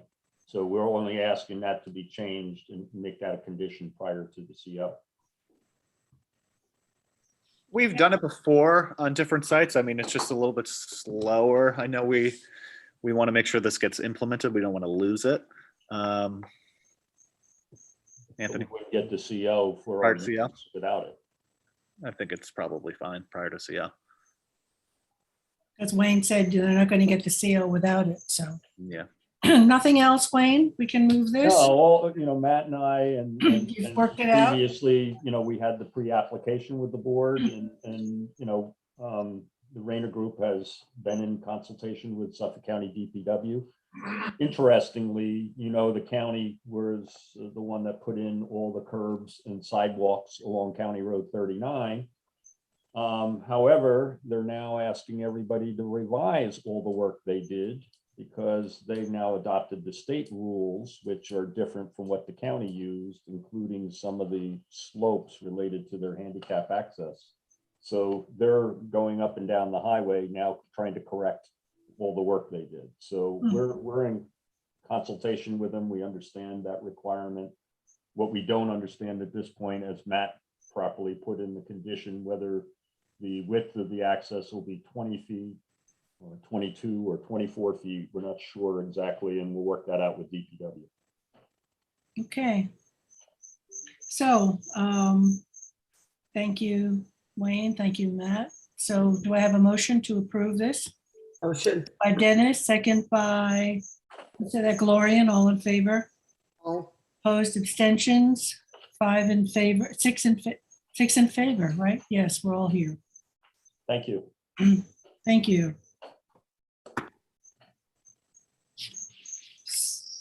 So let's be expeditious with our time. We spent an awful lot of time on the first application. So Jackie, you're up with the Woods at Hampton Bays. Yes, if Charles could please let in Michael Strauss and possibly Ken Beckman maybe in attendance as well.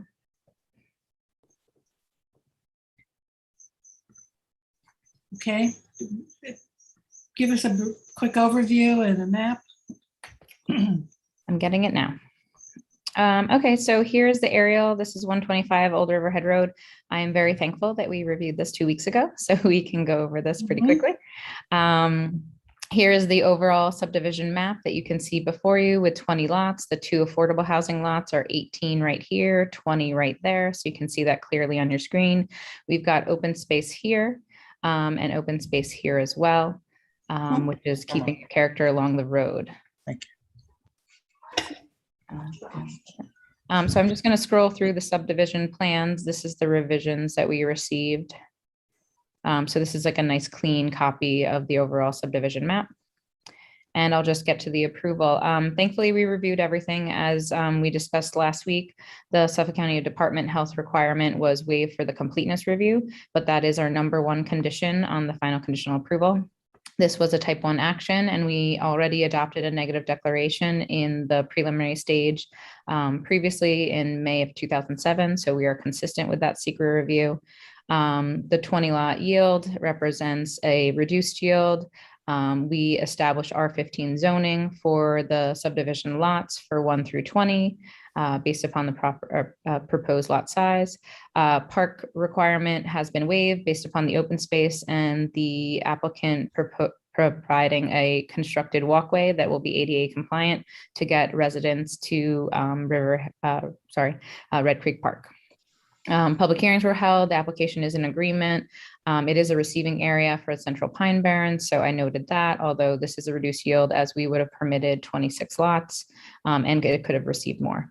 The one thing that I wanted to verify over the last 2 weeks was that it was in compliance with Central Pine Barrens. Central Pine Barrens does allow the 60% clearing. They have revised their notes on the map to show that the overall disturbance is equivalent to 43%. So they are under the 60% threshold. Michael, one thing I do want to note, I was just speaking with a representative of the Pine Barrens. We would just like have the inverse of the calculation. So exactly how much will be disturbed and exactly how much will be open space. But that's a simple map note change that I can speak with Ken about. Okay. Okay. Otherwise, we have requested that 6 and 7 have buffers. I'm still recommending that lot 7 have a buffer to the south. We are recommending, this also is in compliance with Long Island Workforce Housing, and we are requiring covenants for affordable housing. I'm also requesting that the large caliper trees be shown. The surveyor was aware of this in the end of the summer, so they are going to do field work to flag those trees that can be retained within the right of way. They will have to comply with the long-eared bat regulations. So I'm asking them to check on those standards, but I believe it's just a certain time of year where they can do the actual disturbance and clearing. So we have covenanted that to comply with New York State DEC requirements. I did ask them to add cul-de-sac islands. The plans just did not note cul-de-sac islands, but it would be a simple island with just a tree and some native shrubs in the middle of the cul-de-sac to reduce the amount of pavement.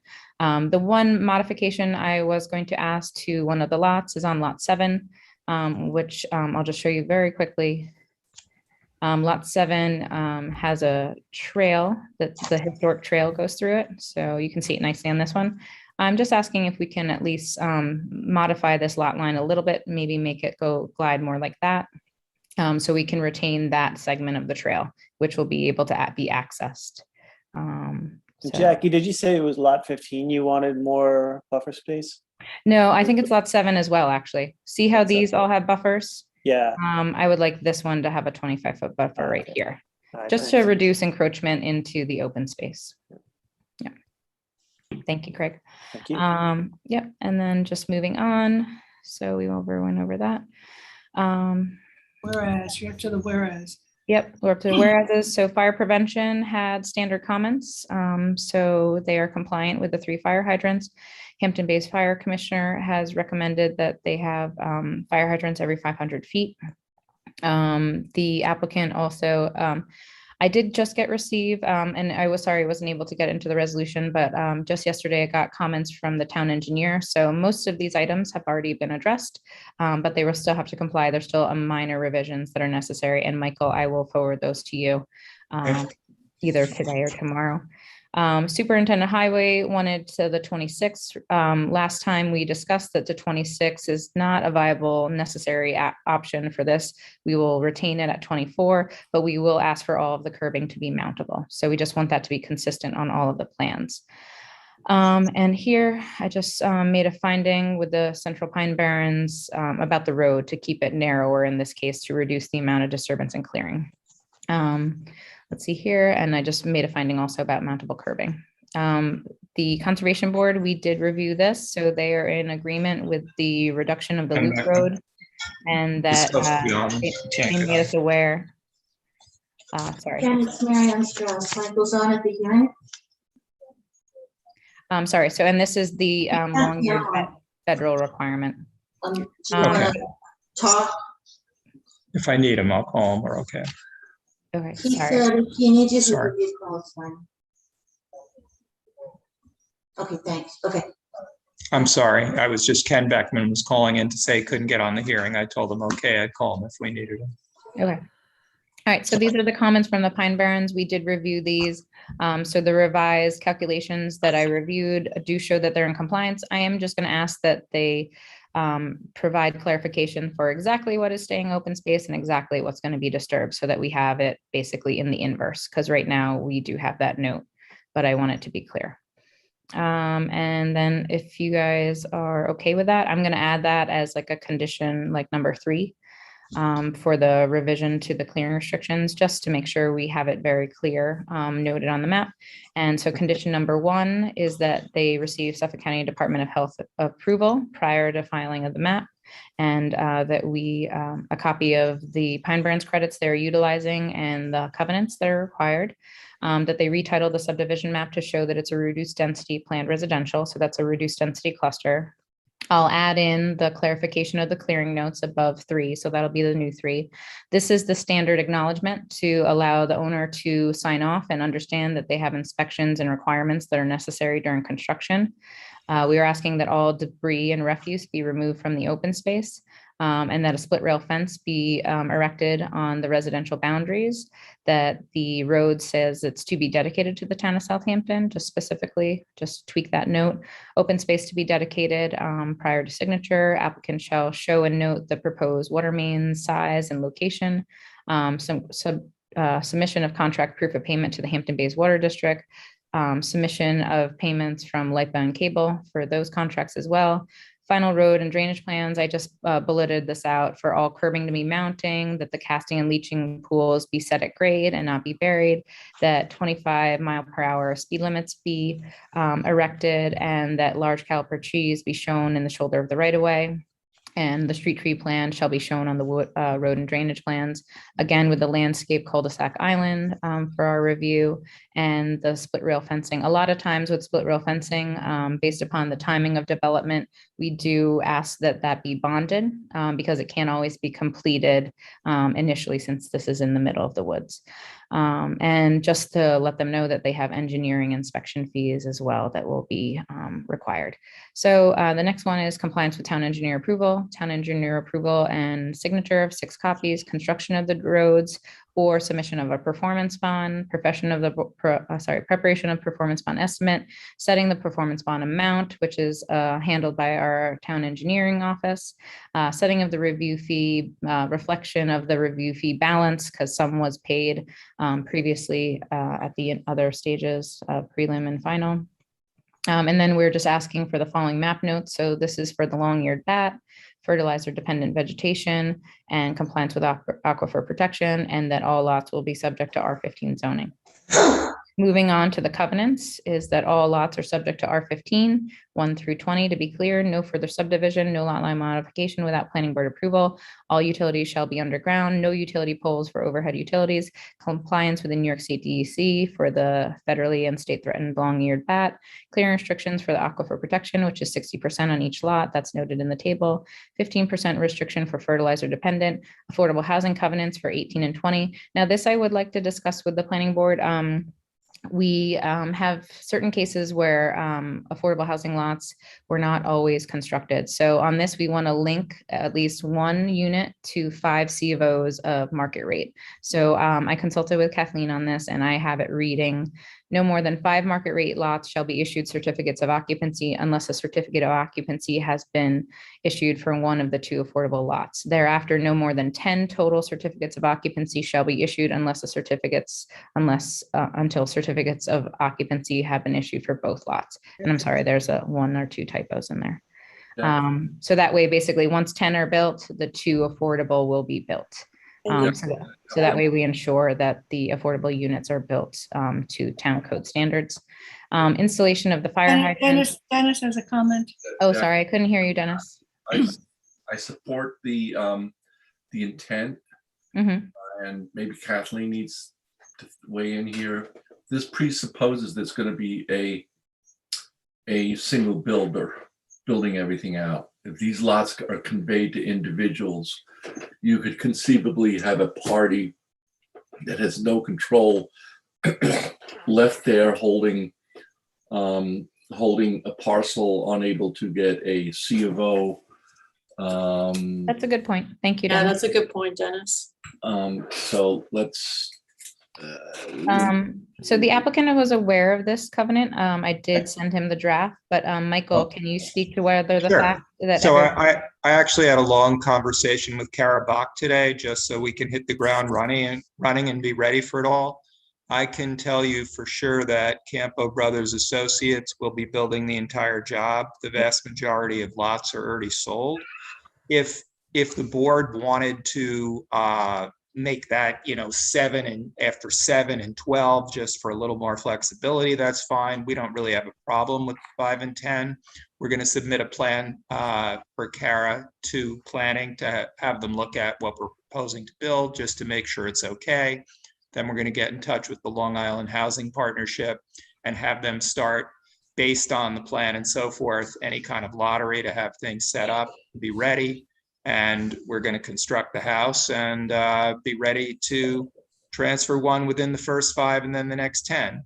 But if, because of the process with the lottery and people being ready and going through their mortgage process and approved, if for some reason that the first one wasn't ready when we were ready to get our 6th or 7th CO, as long as the planning department has seen that we've built the house, that we've gone through everything in a business-like and good faith way, and we're ready for a few more COs, we would hope that there could be some flexibility, even if they had to bring something as a minor matter to the board to slightly amend something down the road, just to give us that flexibility, as long as they see the house is up, we're doing everything. We're just working with the Long Island Housing Partnership to make sure that the house is sold to the appropriate party. And I would think that if the board sees all that, that they would work with us in good faith, just so we don't get held up on houses when we've done the right thing. Yeah, so this requirement would just be that the house is completed. The lottery would not have to be done. So that's easy. And yeah, we'll certainly complete the house. No problem. Okay, I'm satisfied. good. All right, thank you, Dennis. So that is a good point. Yeah, thank you, Dennis. So, and then moving on, it's the installation of fire hydrants. I might have that twice. Sorry about that. 3-inch drainage for all future impervious surfaces, retention of stormwater runoff and erosion control, compliance with driveway safety standards, and Speedy's requirement for site disturbance. So with that, just the submission requirements for the 2 Pine Barrens credits required for the Suffolk County Department of Health Flow, deed of dedication for open space, submission of deed of dedication for the 4,000 square foot park, noting that the park can allow for the water main easement that's planned along within that. Sorry, my screen just froze a little. Submission of a water main easement. So I believe, Michael, that would be from the Hampton Bays Water District? I assume from the Hampton Bays water. Yeah, so I just need a copy of that, really. So once you work it out with them, I just need a copy of that so that it's in the subdivision file. And then offer of dedication for the Greenway Court and Gateway Court, which are the roads, and submission of title, mortgage release, consent, town attorney approval, town board acceptance of all legal documents, 4 Mylars, 10 paper prints, all of that for planning board signature, and then filing within 62 days of signature of the map. So the only thing I'm really adding is that clarification for the clearing notes, so we can show clearly exactly what's being retained and exactly what's being disturbed.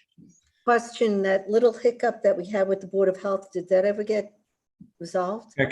I can tell you exactly where we are. I think I copied you, Jackie, that we've submitted the 2 Pine Barren certificates, which we have had. We just didn't want to submit till we were pretty close to getting health approved. And I think they're going to be, what's the term? They're going to be accepted, but it's, incorporated into the map. I'm just redeemed for the health department. So That should Robin, happen that's. any day. And I'm sorry? Oh, I was just saying that's condition number 1, that they submit those, that health department approval prior to. I just remembered there was a hiccup. I didn't remember the detail. Right. So we've submitted the 2 Pine Barren certificates. We hope literally any day that the health department's going to approve the final version of the covenants for recording. Lynn Burns, who reviews them, was actually out for a week. She was first back again this week. It could be any day. And as soon as they're approved for recording, they'll be recorded. And because they'll have redeemed the Pine Barren certificates, we'll get our health map stamped off. I just had 1 or 2 questions, if that was okay.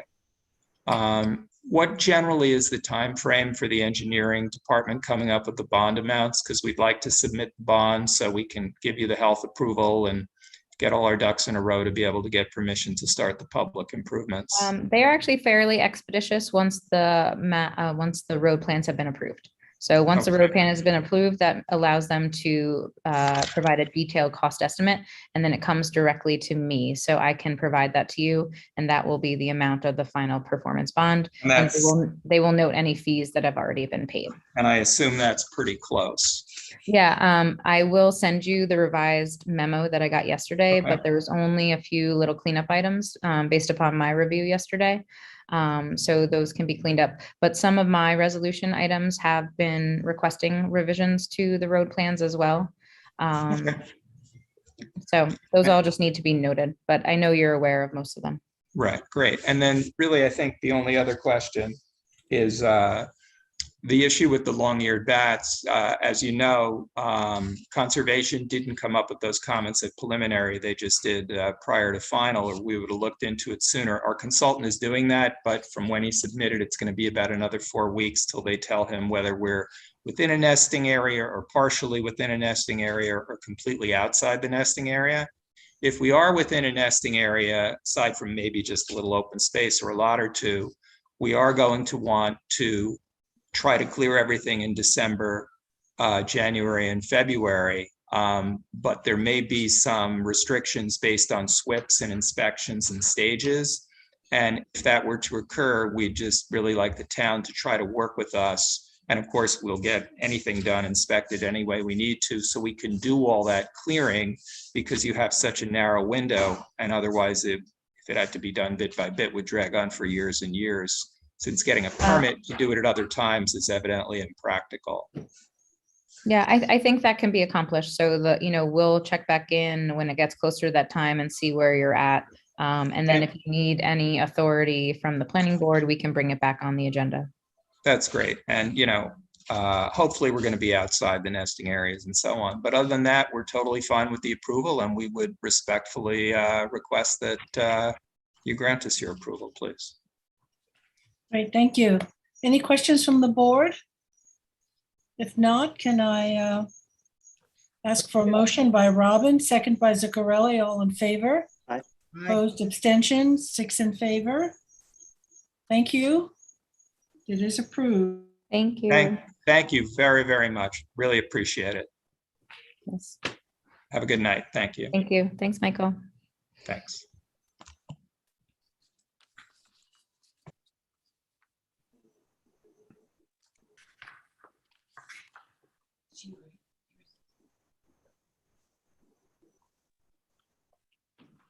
Ouch.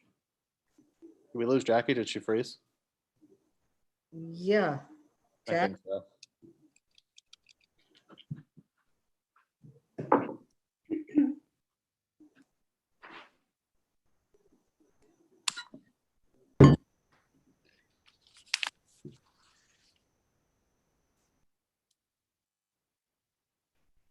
Wow. Did we also lose Dennis? No, Dennis is still moving. Very still, Dennis. Honey, bring me the pain medication now.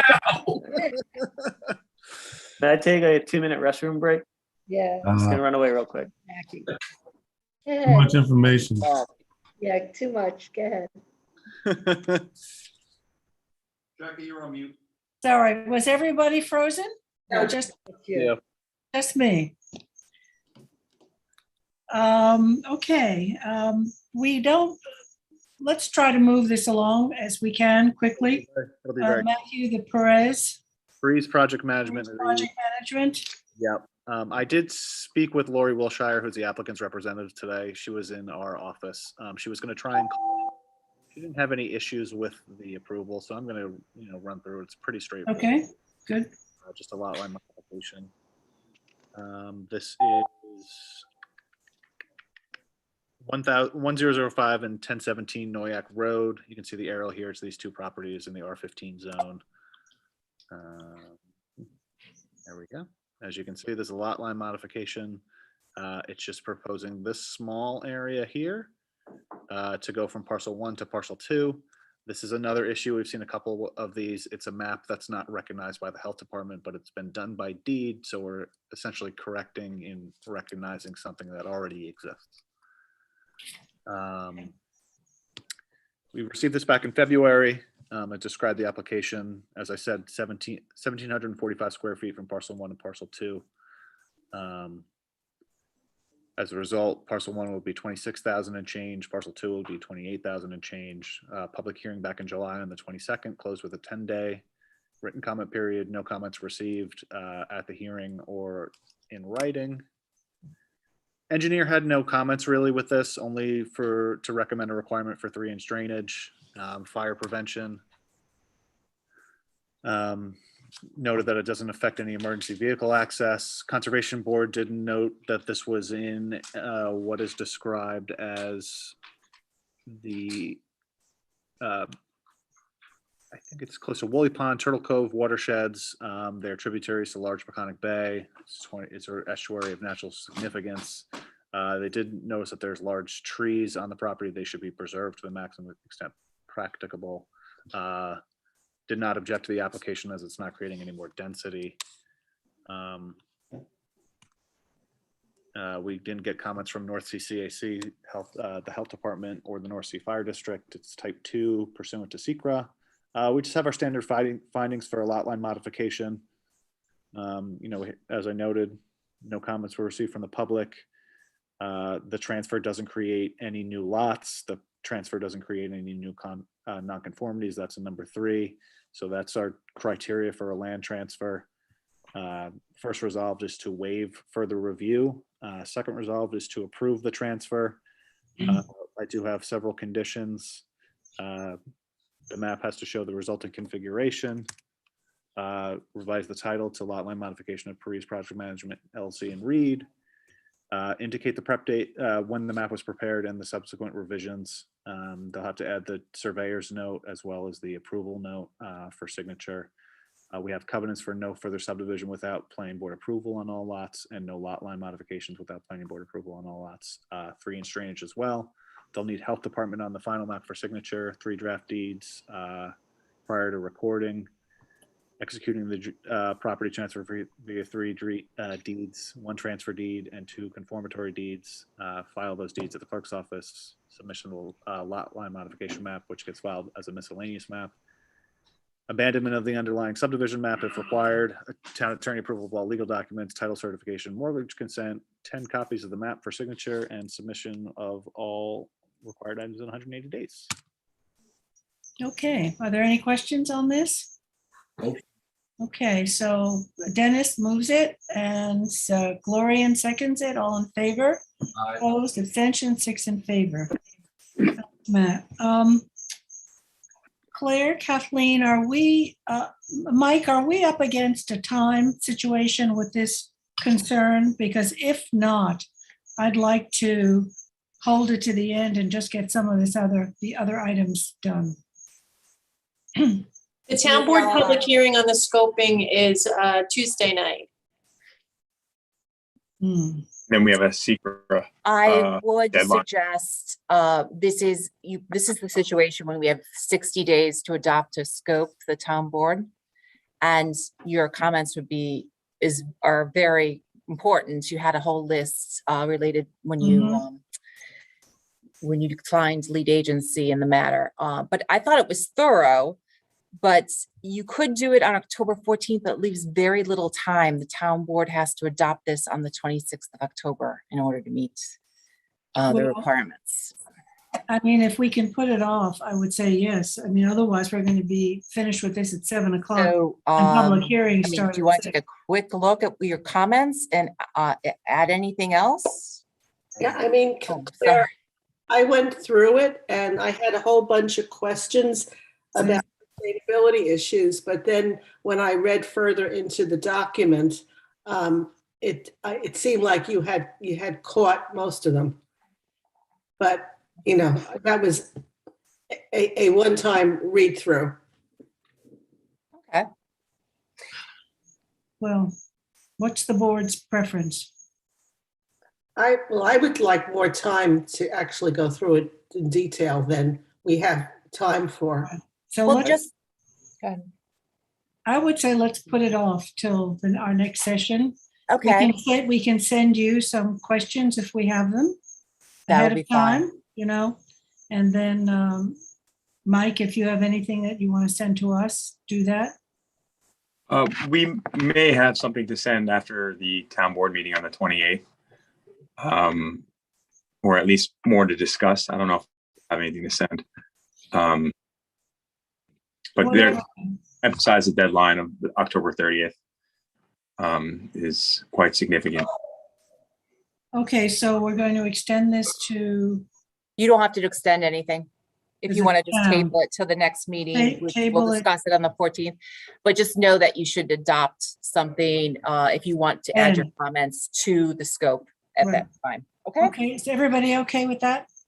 If I may just add, I'm looking at my notes and I'm not sure if this was completely covered, but need to look at what's the total property, in other words, the church as well as the apartments, and then really look at the Star Aquatic Center and its impact on traffic. I think we had all those comments in there, as I remember. Yeah. I don't think we included the Star Aquatic Center, but we did, I believe, include looking at the property in its entirety, but we'll double check. But that, you know, that this, we're assuming that they're going to use McGee Street as the as the signaled intersection. Florian, let's get in this conversation in 2 weeks, okay? Yes. I'm just looking at the clock. 3 weeks. 3 weeks. And whatever we want to get to submit to you, Claire? Or to- Absolutely. Yep. Well, let's submit it to Claire, our questions. Yes. Thanks. Thank you, Mike. Sorry.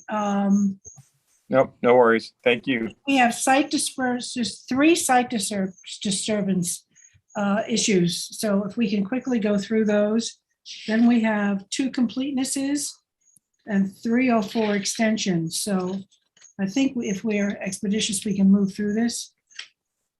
Jackie, you're up first. Yes. Can you, sorry, I just wanted to make sure Brian Locasio was lit in. Oh, there he I'm is. here. And And then if Eric McKee is still present, I know he was waiting. I'm not sure if he's still available. Okay.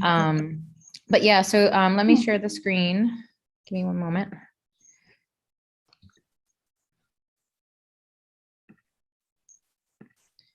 So this is the subject parcel. This is a zoomed out area. The property is currently in conformance. They have purchased a Pine Barren credit to allow them additional clearing. This is a zoomed in. You can see they have a nice defined building envelope for clearing. The owner and I have been working in consultation with Dave Wilcox, who issued the Pine Barren, the town development rights certificate.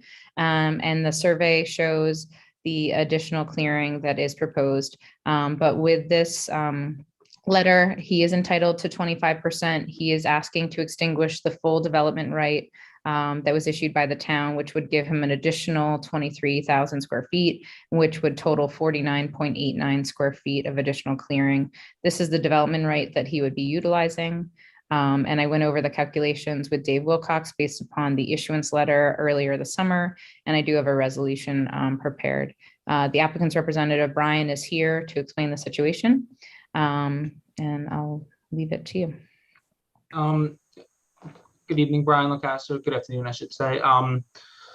This was before you at the August 23rd meeting. You did not have a complete member of the board. There are some questions as to the process of doing this. I have done one of these transfer development rights before for clearing. In that instance, I was actually to approve already existing site disturbance here. You know, the applicant has come before, he's exploring the process in the right direction. He came before you in March for a discussion. He received some preliminary, what he viewed as positive feedback. He went through with the purchase of the development right. He's looking to expand his lawn for his family and have greater use of the property purchased. The lot that has been extinguished is a lot on the Long Pond Greenbelt. It's an environmentally sensitive lot, so it conforms with the intent and the purpose, as I view, of the transfer of development rights as adopted under the town code, is that you're going to be creating and preserving an environmentally sensitive lot. This lot is in a developed area. It's kind of right on the cusp of the district. There's farmland to the east of it. This lot is just pierces the 25% percentage of the Aquifer Protection Overlay District. Had it been about 3,000 square feet less, he actually could clear more than he's currently permitted. So it's kind of arbitrary, in my opinion, the way the code is drafted. But putting that aside, I think this is a proper use of the transfer development right code. It's preserving an environmentally sensitive lot. It's not increasing density. We're not introducing an additional septic system to the property. We're just dealing with an already improved existing parcel and condition in the neighborhood. Brian, Answer any questions? my only concern is looking at these pictures, the overview. Yep. Everything else is still heavily vegetated. all the other lots around, unless I'm not seeing it properly. So that means that you'll be putting in a tennis court there or clearing for the lawn in, and it will be out of character with everything else around it, isn't it?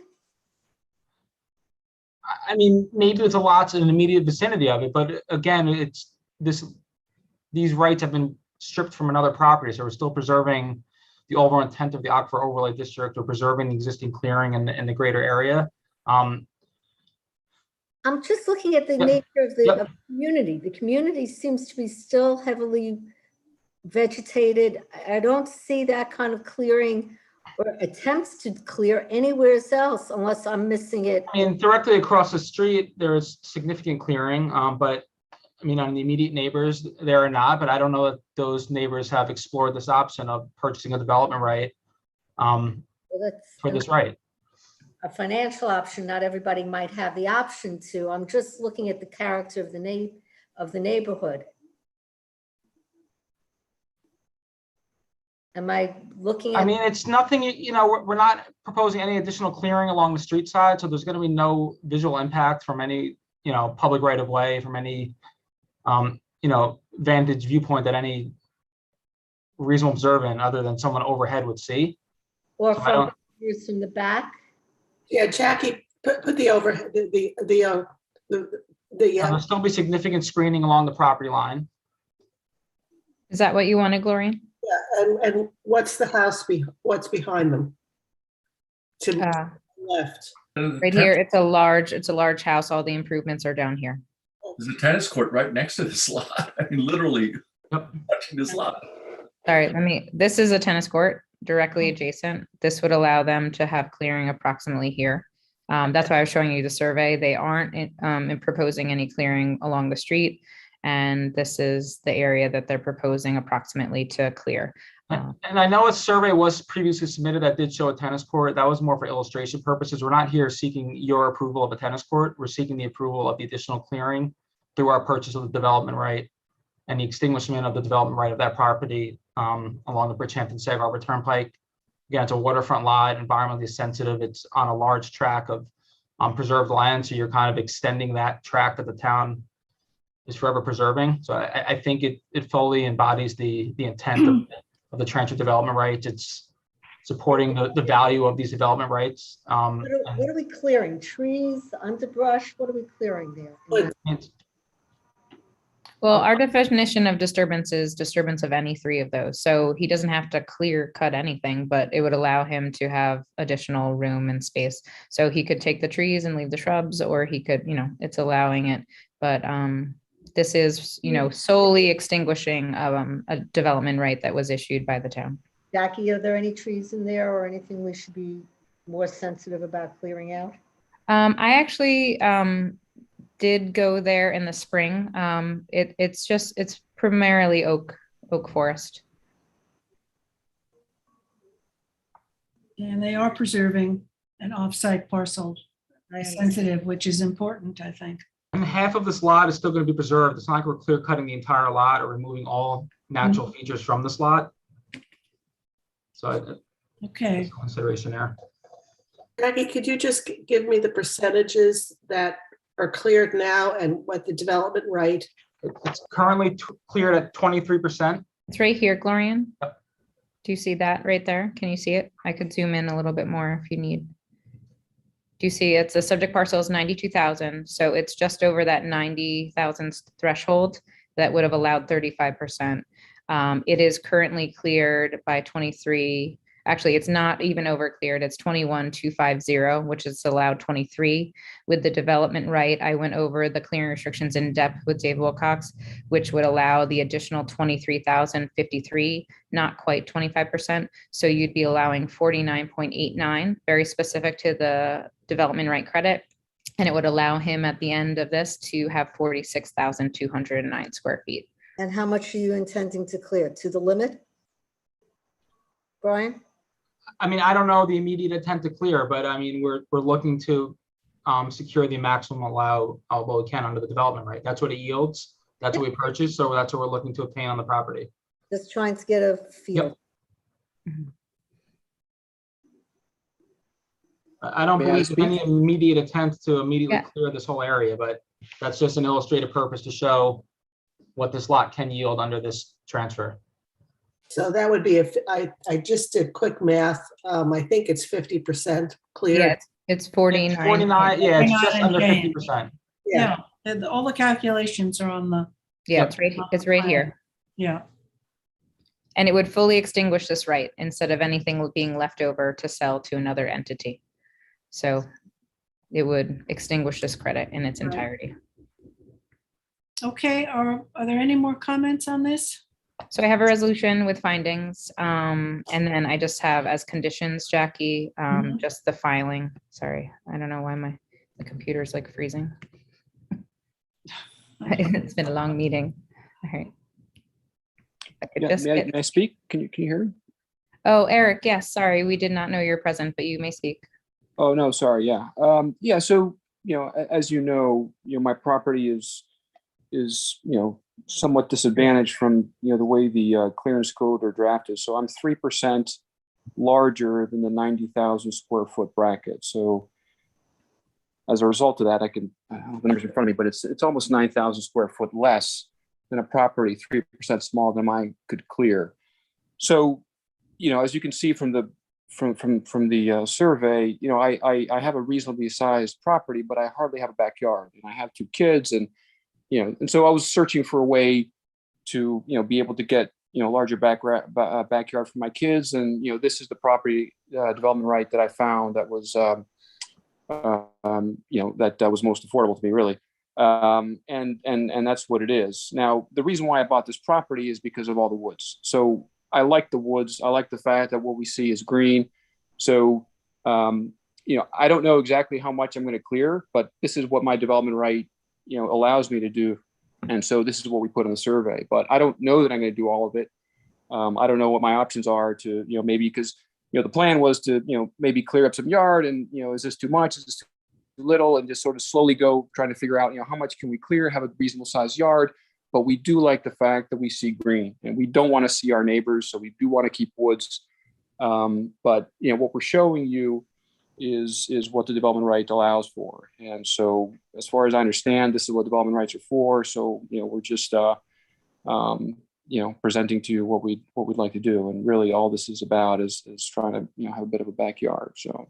Eric, I want to thank you for not clearing first and coming to us after. So I do want the record to note that it's nice. No, I would never do that. No, it's as a planning board member, I thank you for coming to us first for a discussion and an action without having already cleared and looking for, to be blessed for what you've done. So I do thank you for coming to us first.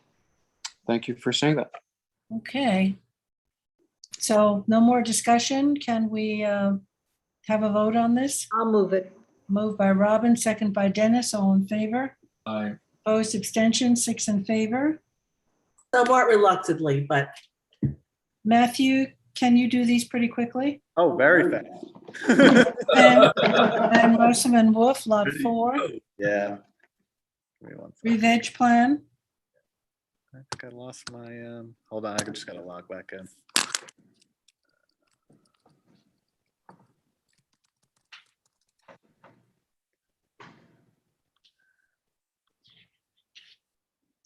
Okay, first one, this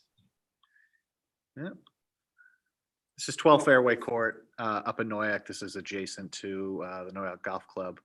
I know this is a little zoomed out, but if you can see on this first survey, there was an encroachment issue into a conservation easement. That's the main focus of this.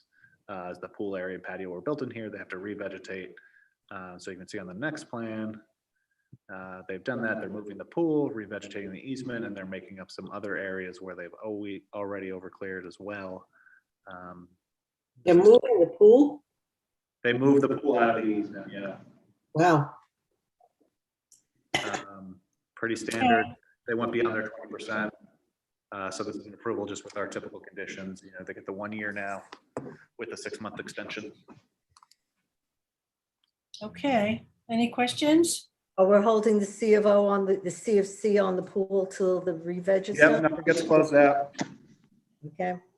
We'll do it. I'll move it. Moved by Dennis, Second. second by Zuccarelli, all in favor. Aye. Opposed, abstentions, 6 in favor. Matt, go on to Laurel Valley Drive. 77 Laurel Valley. This was a quite serious overclearing situation. Fee doubling on this one because they went well beyond while they were approving this lot. As you can see, there's significant slopes in the area. Pretty good plan. We're getting about 60, I think 61 trees on this. It'll really help hold things together. A lot of understory. Again, they're beyond their 15% and standard conditions. Okay. Any discussion? Motion? Motion. Zuccarelli, second by Gloria, all in favor. Aye. Opposed, abstention, 6 in favor. Anthony, you've got 12 Enclave at Noyak. Is it complete or incomplete? It is incomplete. Okay. This is just a new application for a 4-lot subdivision of this property on Noyak Road. I believe it's in the R40. R40 zoning district. So the map shows that flag strip that you see here being converted to a road with a cul-de-sac for 4 lots. I'm recommending that we deem it incomplete. There's several mapping items, but on the checklist that I gave you guys, there's a couple of issues that warrant looking at. Clearing, pre-existing clearing that they're claiming. There is no CO for any pre-existing lumber business, so they should get a determination on pre-existing clearing from the building inspector. And I would seriously consider if the applicant should seriously consider an alternative design. A cul-de-sac being blazed right through here is going to cause all sorts of problems for this property and this property, who will now have 2 front yards and all sorts of potential nonconformities. So I'm asking for information pertaining to that as well, but recommend that we deem it incomplete at this time. Motion to deem it incomplete. Motion. Motion by Gloria and second by Zuccarelli, all in favor. Aye. Opposed, abstention, 6 in favor. And Jackie, quickly on the Fink and Miller, that's also incomplete, right? This is actually, I'm recommending it be deemed complete. There's just a few minor utilities that have to be shown, and they are going to get that to us before the hearing, and then they would consent to adjourn the public hearing if they can't get it in time. But with this lot line modification, it will create, right now we have an oversized lot with a smaller 18,000 square foot lot in R60 zone. As a result, you'll have approximately 70,000 and 66,000, I believe. So I would like to deem this complete and schedule a hearing for October 28th. October 28th. Okay. Motion to deem it complete and schedule a hearing. Zuccarelli, motion and second by Dennis. All in favor. Opposed, abstention, 6 in favor. Okay, we've got extensions to go through quickly. Yep, Cressy, this is the lot line change on Bayview Drive that we've been mulling over for some time. They're still working on getting it's a really tough site, so they just want to do an extension of the action deadline to adopt the pre-app report, so from September 23rd until December 22nd. Okay. Motion by Gloria and second by Dennis, all in favor. Opposed, abstentions, 6 in favor. I have just a 90-day extension for a subdivision. We did a conditional final approval on North Bishop's Lane in Tuckahoe. It was for a 4-lot subdivision. They're still working on getting their final map, so the extension would be from October 5th, 2021 to January 3rd, 2022. Okay, motion to extend. Zuccarelli, second by Robin, all in favor. Aye. Opposed, abstention, 6 in favor. Jackie, you have Brown Development Corp. Yep, they just need a 1-year extension of the pre-application report, which would take them till September 10th, 2022. Okay, motion by Zuccarelli, second by Craig, all in favor. Aye. Opposed, abstention, 6 in favor. 17 Puccio Laundromat. Yep, 1 6-month extension of the pre-submission conference report for Mr. Puccio. He is still at the ZBA. It'll take us to March 24th, 2022.